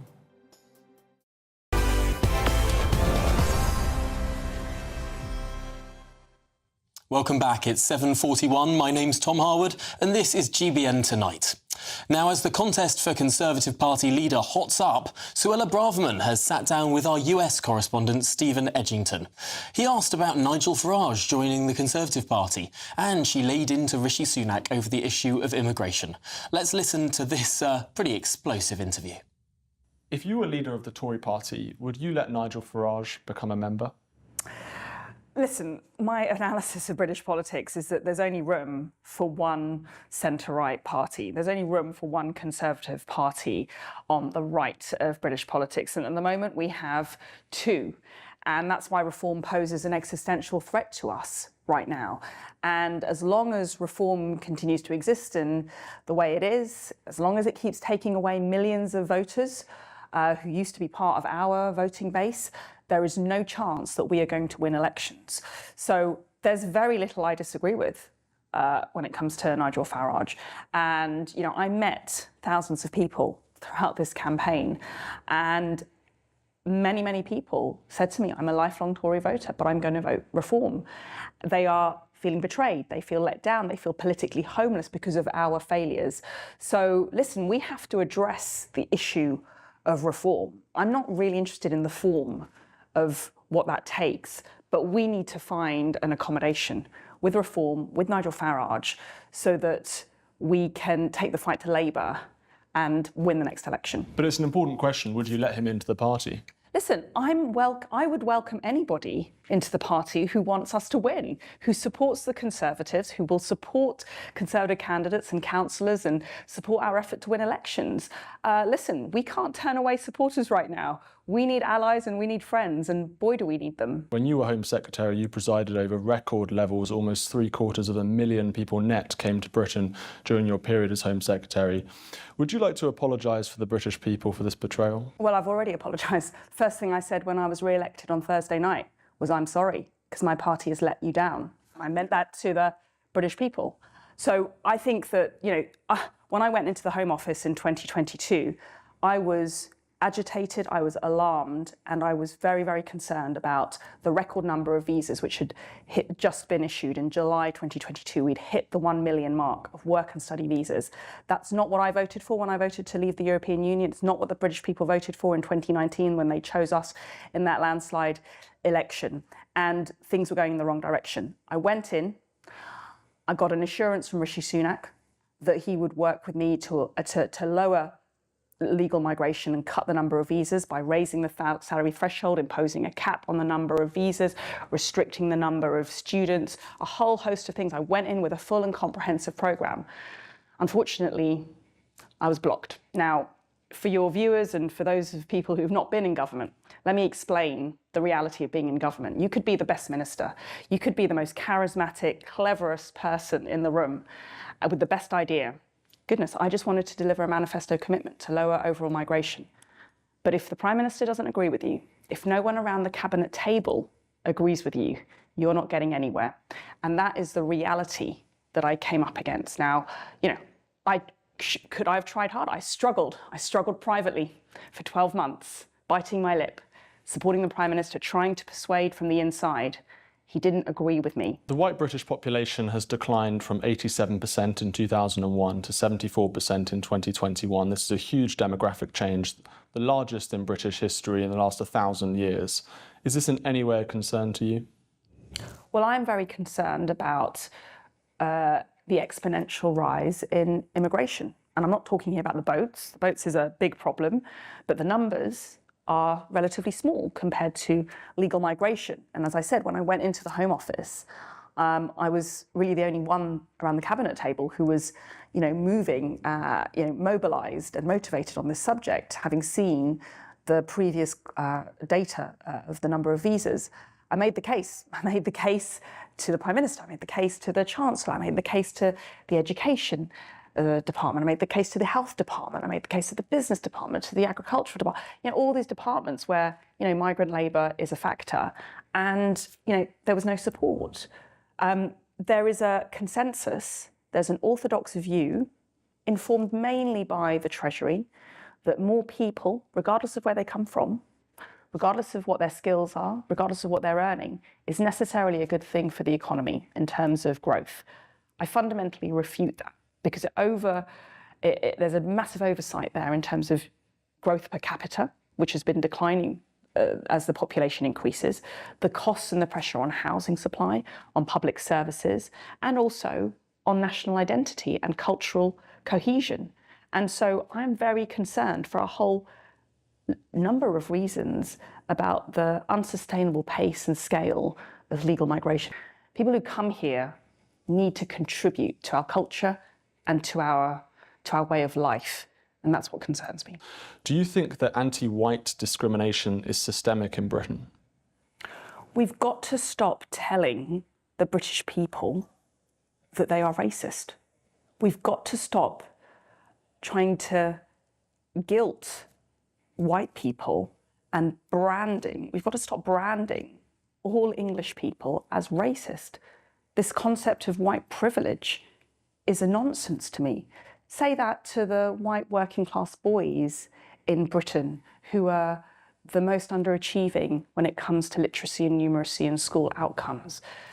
Say that to young girls in some northern city towns who were raped and abused by gangs of largely Pakistani Muslim men.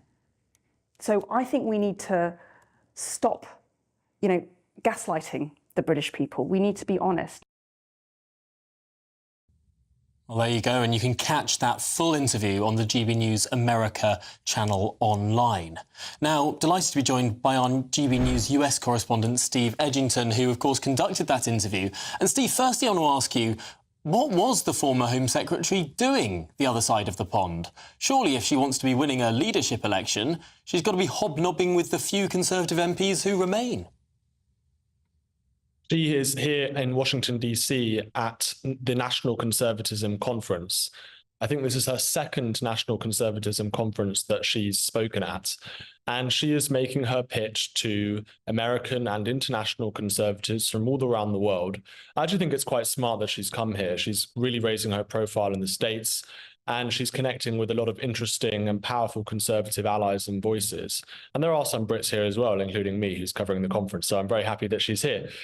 She's really making waves. I mean, she gave a speech a couple of days ago in which she was criticizing the Pride Progress flag, and this caused a massive outcry from many liberal and so-called wet Tories who said that she was being incredibly homophobic and so on.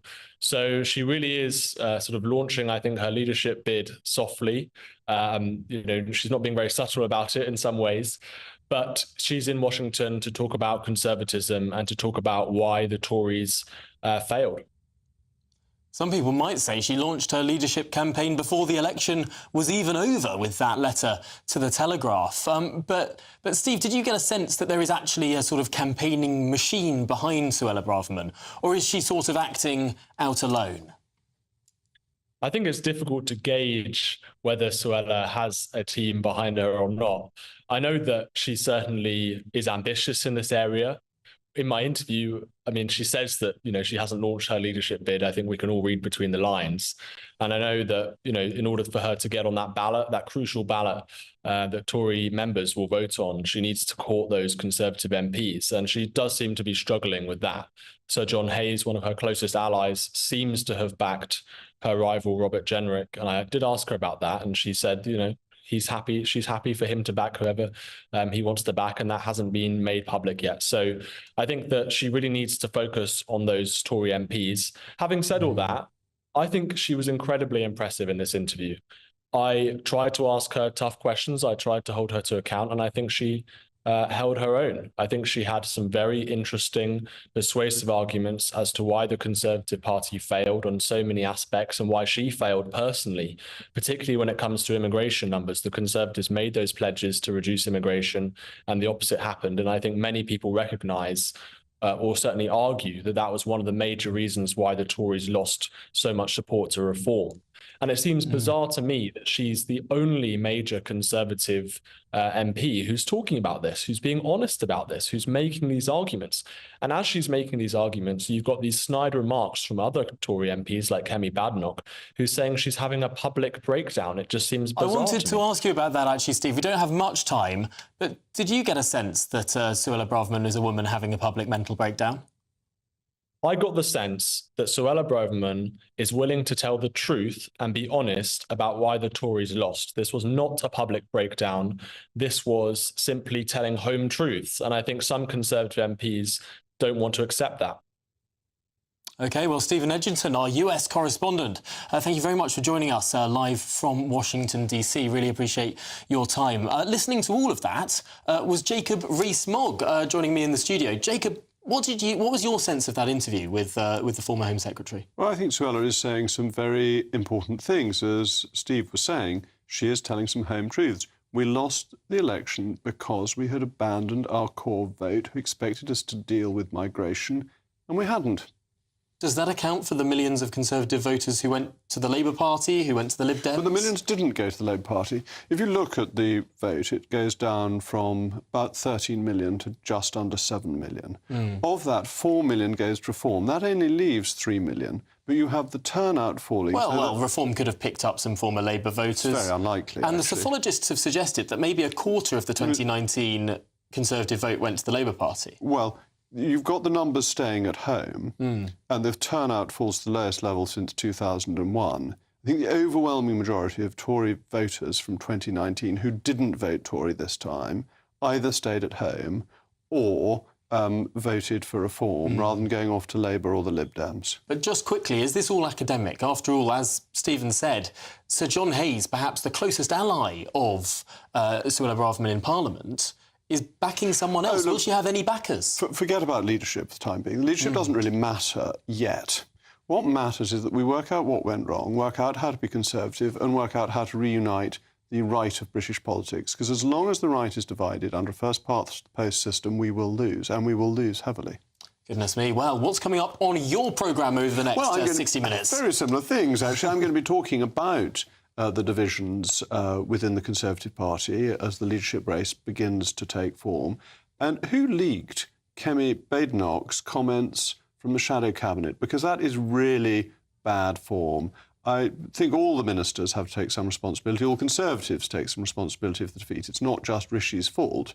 But leaking is the first thing you do. How is that going to help the party reform and debate maturely the problems that we have faced? No, absolutely fascinating. And fascinating, too, how both Suella Braverman and Kemi Badenoch are now going at each other online on social media over these leaks. That's very interesting, isn't it? That's not necessarily the best way to win support either in the House of Commons or in the country at large.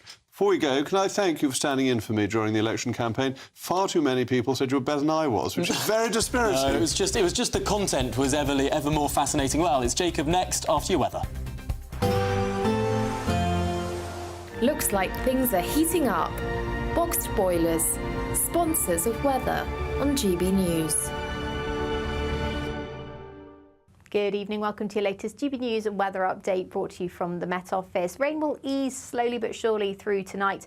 However, it is going to be another cloudy day for most of us through tomorrow. That's because low pressure is very much in charge. We've got a northerly wind as well for some areas. That's bringing that particularly cool feel, particularly for the early part of July. So rain will persist for northeastern areas of Scotland as well as some northern areas of England, parts of Northern Ireland as well. But the rain is going to ease a little and we will lose that risk of thunderstorms through northern areas of England. Staying dry across the south, temperatures around 12 or 13 degrees as a minimum overnight. So a fairly mild start to the day. But as I said, where we do have that northerly wind across parts of Scotland, that's where it's going to feel quite cool through much of the day. Temperatures not climbing much higher than 13 degrees in Aberdeen by lunchtime, even 11 degrees to start the day. So there'll be little change from the morning into the afternoon.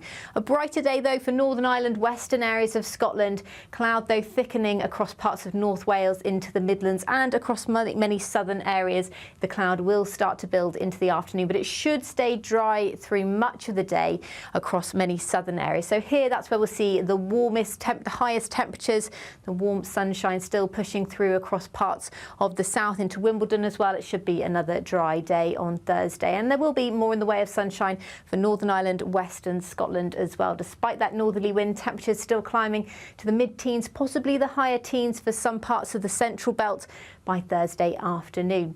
Looking ahead to Friday, we do see a risk of showery rain pushing up from the south and east, threatening the south coast. Further north, though, it will be a much drier day, but still a northerly wind means temperatures will be a little below par, but not feeling too bad in the sunshine where you do see it. And it does look a little bit drier into the start of the weekend.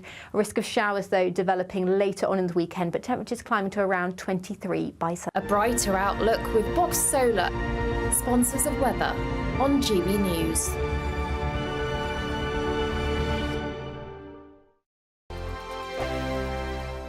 We're proud to be GB News, the People's Channel. And as you know, we always love to hear your views. Now, there's a new way of getting in touch with us at gbnews.com/yoursay. By commenting, you can be part of a live conversation and join our GB News community. You can even talk to me, Bev Turner, or any of the members of the GB News family. Hi there, I'm Michelle Dewberry and I'm going to take a second to tell you all about my show, Jubes & Co. We start off with the issues of the day. We then bring in both sides of the argument. We get rid of the disrespect. And then you throw me into the mix. And trust me, I'll tell it exactly how it is. And then, of course, the magic ingredient, you at home. We mix it all together and what have we got, in my opinion, the best debate show in town. Monday to Friday, 6 till 7 on GB News, Britain's news channel. Hello there, I'm Eamon Holmes. Thank you for joining us on GB News, Britain's news channel. If you want your news to be straight talking, this is the nightmare for the Conservatives again. Down to earth. It's not just Nottingham where this is happening, is it? And most importantly, honest. Hard-working, middle-class taxpayers, they'll get the book thrown at them. They catch me, Martin Daubney, Monday to Friday, 3 till 6 p.m. on GB News, Britain's news channel. I'm Andrew Pearce. This is GB News, the People's Channel, Britain's news channel. Good afternoon, Britain. Your lunchtime update on the stories that matter across the UK. From breaking news and insightful analysis, inspiring stories and lively debates. You're comparing yourself to a former Prime Minister. Which is it? Stay informed, stay updated, stay entertained. I just don't know how anyone would not want to be there. Every weekday from midday. We are Good Afternoon Britain, only on GB News. Britain's news channel. I'm Stephen Dixon, and thanks for joining us on GB News, Britain's news channel.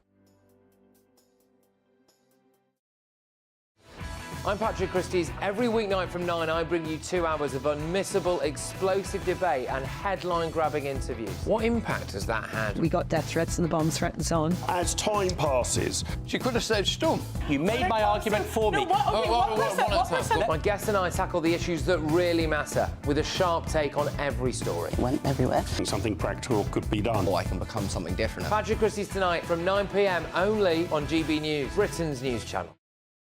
In the GB newsroom, we bring you the news as it happens. With our team of dedicated journalists across the UK, GB News brings you accurate reporting of the day's topical agenda.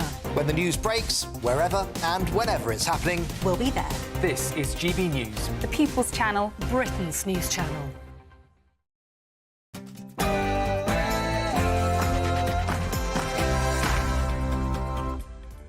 Hello, good evening. It's me, Jacob Rees-Mogg, on State of the Nation tonight. The Tory infighting has begun. Reports are suggesting Kemi Badenoch has castigated the former Prime Minister for not informing the Cabinet about the election. But all of those in government surely must share the blame. Former Home Secretary Suella Braverman exclusively told GB News this earlier. This is a crisis for our party, and if we don't realise the enormity of the problem and fundamentally change, we will have no chance of fixing it. Tonight, we'll be bringing you part of our interview from US correspondent Steve Edginton with the former Home Secretary, and it was as explosive as ever. And now, with a Labour government in charge, we face the possibility of David Lammy as a Foreign Secretary during a Trump presidency. Tonight, we'll have a look at some of Mr Lammy's colourful comments about the presidential candidate. Plus, a royal first as Buckingham Palace opens its East Wing to the public for the first time to walk in the footsteps of the royal family. I'll be speaking to someone who was there for the opening. State of the Nation starts now.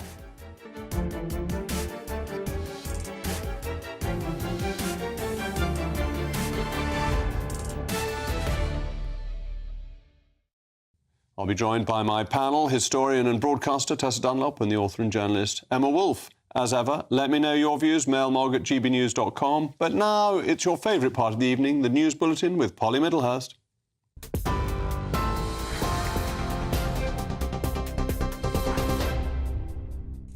Jacob, thank you, and good evening to you. Well, the chief suspect in a triple murder in Hertfordshire has been located by police this afternoon following an extensive manhunt. 26-year-old Kyle Clifford was found in a cemetery in North London this afternoon. Our national reporter, Theo Chikomba, was there. Theo, what more can you tell us? Well, following a manhunt right across this region here in London and in Hertfordshire, police found 26-year-old Kyle Clifford here at a cemetery in the Enfield area. This is following an investigation which started yesterday after the police received a call regarding an incident just before 7 p.m. in the Bushy area, around 35 minutes a drive from this area near Watford. And this evening they have confirmed that he was found here and he's been taken to hospital and is receiving medical attention. What we do know about Kyle Clifford is that he served briefly in the army in 2022 and that he was known to the family, but at the moment there is no confirmation about his motivation. Police have thanked members of the public who've contacted them with information and are urging if anybody has any further information or CCTV footage, get in touch with them by calling 999. Theo Chikomba, thanks very much indeed. Now, Sir Keir Starmer has said he wants to use the NATO summit to reset relations with world leaders and send a message to Russia's President Putin. The summit marks Sir Keir's debut on the world stage as Prime Minister less than a week after the Labour landslide, which installed him at Downing Street. He's due to hold detailed talks with Joe Biden tonight at the White House. The Prime Minister saying the summit is an opportunity to continue galvanising support for Ukraine. The change of government makes no difference to the support that we will provide. We've been united on this when we were in opposition, and it was really important to me to be able to affirm that face-to-face in the meeting. I did speak to him immediately after I was sworn in as Prime Minister last week. And so we build on that here at NATO at this important summit because it is an opportunity for our Labour government to reaffirm our commitment to NATO. A second man has been arrested as part of an investigation into a small boat people smuggling network. The National Crime Agency says the 25-year-old Iraqi national was apprehended this morning at an address in Preston, in Lancashire. He was detained on suspicion of facilitating illegal immigration and obtaining leave to remain in the UK by deception. It follows the arrest of an Iranian national in the same place in May.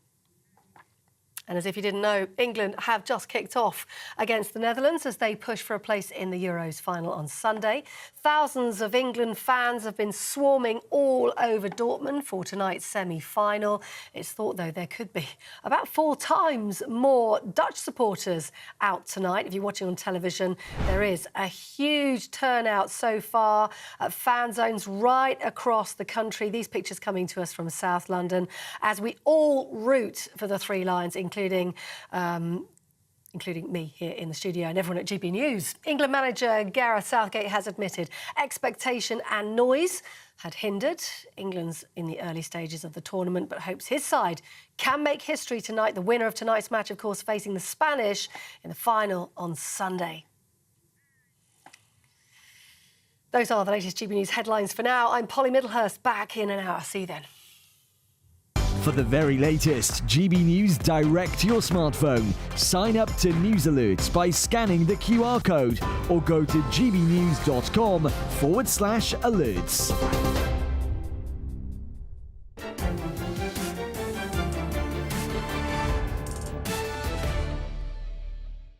Welcome back to State of the Nation. Many years ago, I visited the live animal market in Canton. All sorts of animals were in cages awaiting their fate. I was even offered a bear's paw. But the only animals that were fighting were the rats. This was not supposed to be an educational experience for a one-day Tory MP, but the infighting in the party has started.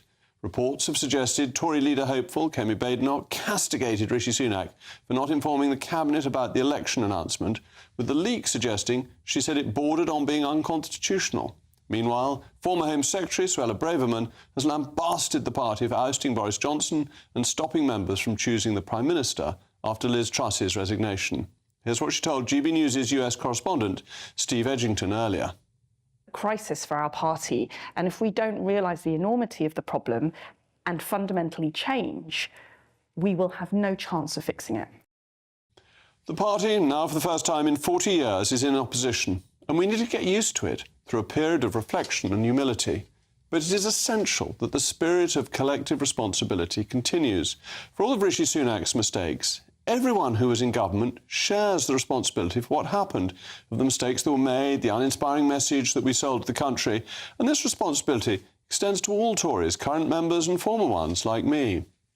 As our leading lights boost their campaigning activity to take over the leadership after Sunak's tenure comes to an end, they all ought to bear in mind the following lessons. The Conservative Party is not entitled to anyone's vote. We must not harbour any resentment towards voters for the Reform Party, the 4 million votes that it got, because many of those people could have gone to the Tories if we had won them over. Reform merely connected with the voters we failed to inspire. It should surely be number one on our agenda to win Reform voters back into the Tory party. And we don't win elections from the centre. Any attempt to indulge that narrative that our only problem was drifting too far to the right is fanciful. And if the next leader takes that view, he or she should expect to lose even more seats.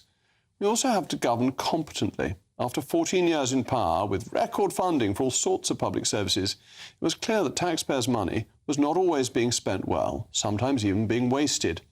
And finally, unity is a consequence of success, not the precursor. Backbenchers, including me, rebelled against Theresa May, and that paved the way for Boris Johnson's magnificent election victory. The party was united under him as long as he was successful. Now, while I supported the Prime Minister remaining in office until the election, it could have been sensible to have changed and had another leader. But that may have been going too far, even for patient Tory voters. As ever, let me know your views on mailmog@gbnews.com. And I'm very pleased now to be joined by former Labour Party advisor Scarlett Maguire. Scarlett, it's so nice to see you. Thank you for coming in. How would you advise the Tory party from a Labour Party that has managed in 5 short years to detach the hard left and win a pretty record majority? Well, you see, the first thing you said is that you don't win from the centre. So you think that one has to move to reform. What I would say is I think you're absolutely right that it's about getting reform votes, but that's what the Labour Party is trying to do. I mean, a lot of people who voted reform were not particularly political. They were angry. And they were angry that we had a government that didn't work. And what's happening now with this sort of amazing Conservative psychodrama is that Labour is just being left to say, yeah, they were terrible. And look at what we're doing. And that is the problem. The problem, as the Conservative Party discovered in '97, and frankly, the Labour Party has discovered many times, but 2010 was the last, is nobody listens to you. And frankly, when Keir became leader of the Labour Party, nobody was listening.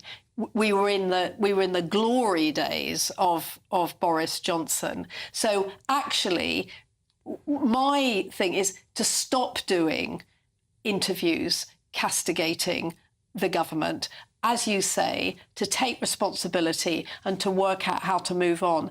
And the infighting, it is rats in a sack. I would say stop that completely and quietly work out what you're going to do. And I think your point's so strong that I remember 1997, that nobody's interested in what the Tory party has to say. I remember going to the 1997 Tory party conference in Blackpool, and all these shadow ministers stood up and said, this is what we're going to do. And I sat there thinking, no, we're not. That was worth making a speech of about last year when we were in government, but now we're in opposition. However brilliant your idea, it's not going to work. So you have to reform and restructure the party structures, and be modest about what you're saying to voters. Yeah. I mean, but you see, you say that unity comes after success, but the problem is how do you get to success without any unity? Because at the moment, one of the great disunities is what to do with reform. And you have a lot of Conservative Party members and former MPs, both on the right and the left, who see Nigel Farage as a traitor. He's absolutely wrecked it. And then there are other people more like you and like Suella who go, actually, we have to bring him into the fold. That needs to be sorted out. Indeed, and I think we need to recognise that the party made mistakes rather than Nigel stole the votes. I think there's an arrogance in thinking that Nigel stole votes that we were automatically entitled to. Democratic politics doesn't work like that. No, I completely agree. And I think, advising the Labour Party is what they have to do, is they have to say to the Reform voters, we will deliver. Because that's what happened was that Boris Johnson promised an awful lot, delivered next to nothing. And this went on and on and on. And so people said, what is it? And what worries me is that we've got a distrust in politics.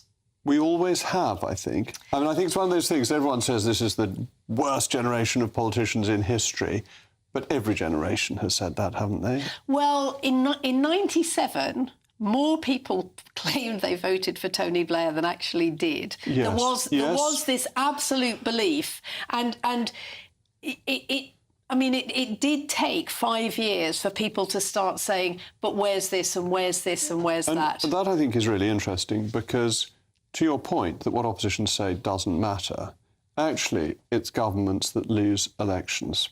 And that people started listening to Keir Starmer not because he suddenly came up with fantastic policies or flip-flopped, as we were saying, in the election campaign or whatever it was, but because Boris had been replaced and we looked as if we weren't governing competently. And suddenly, the Labour Party looked like a government in waiting. And unfortunately, from an opposition, you don't command events, you wait upon them. Yes. No, and absolutely. I mean, for Keir Starmer, he had to wait until, it was before Boris left. He had to wait for people to lose their faith in Boris Johnson, for things to go quite wrong. And this was true with the Conservatives against Tony Blair and Gordon Brown. It was true for Tony Blair against John Major. The ERM catalysed that. It was true of the winter of discontent, that every time there's a big change, it's actually because the electorate's lost confidence in the governing party, not because the opposition's so brilliant. Absolutely. But what we have to remember is what Boris Johnson said is they lent us their vote.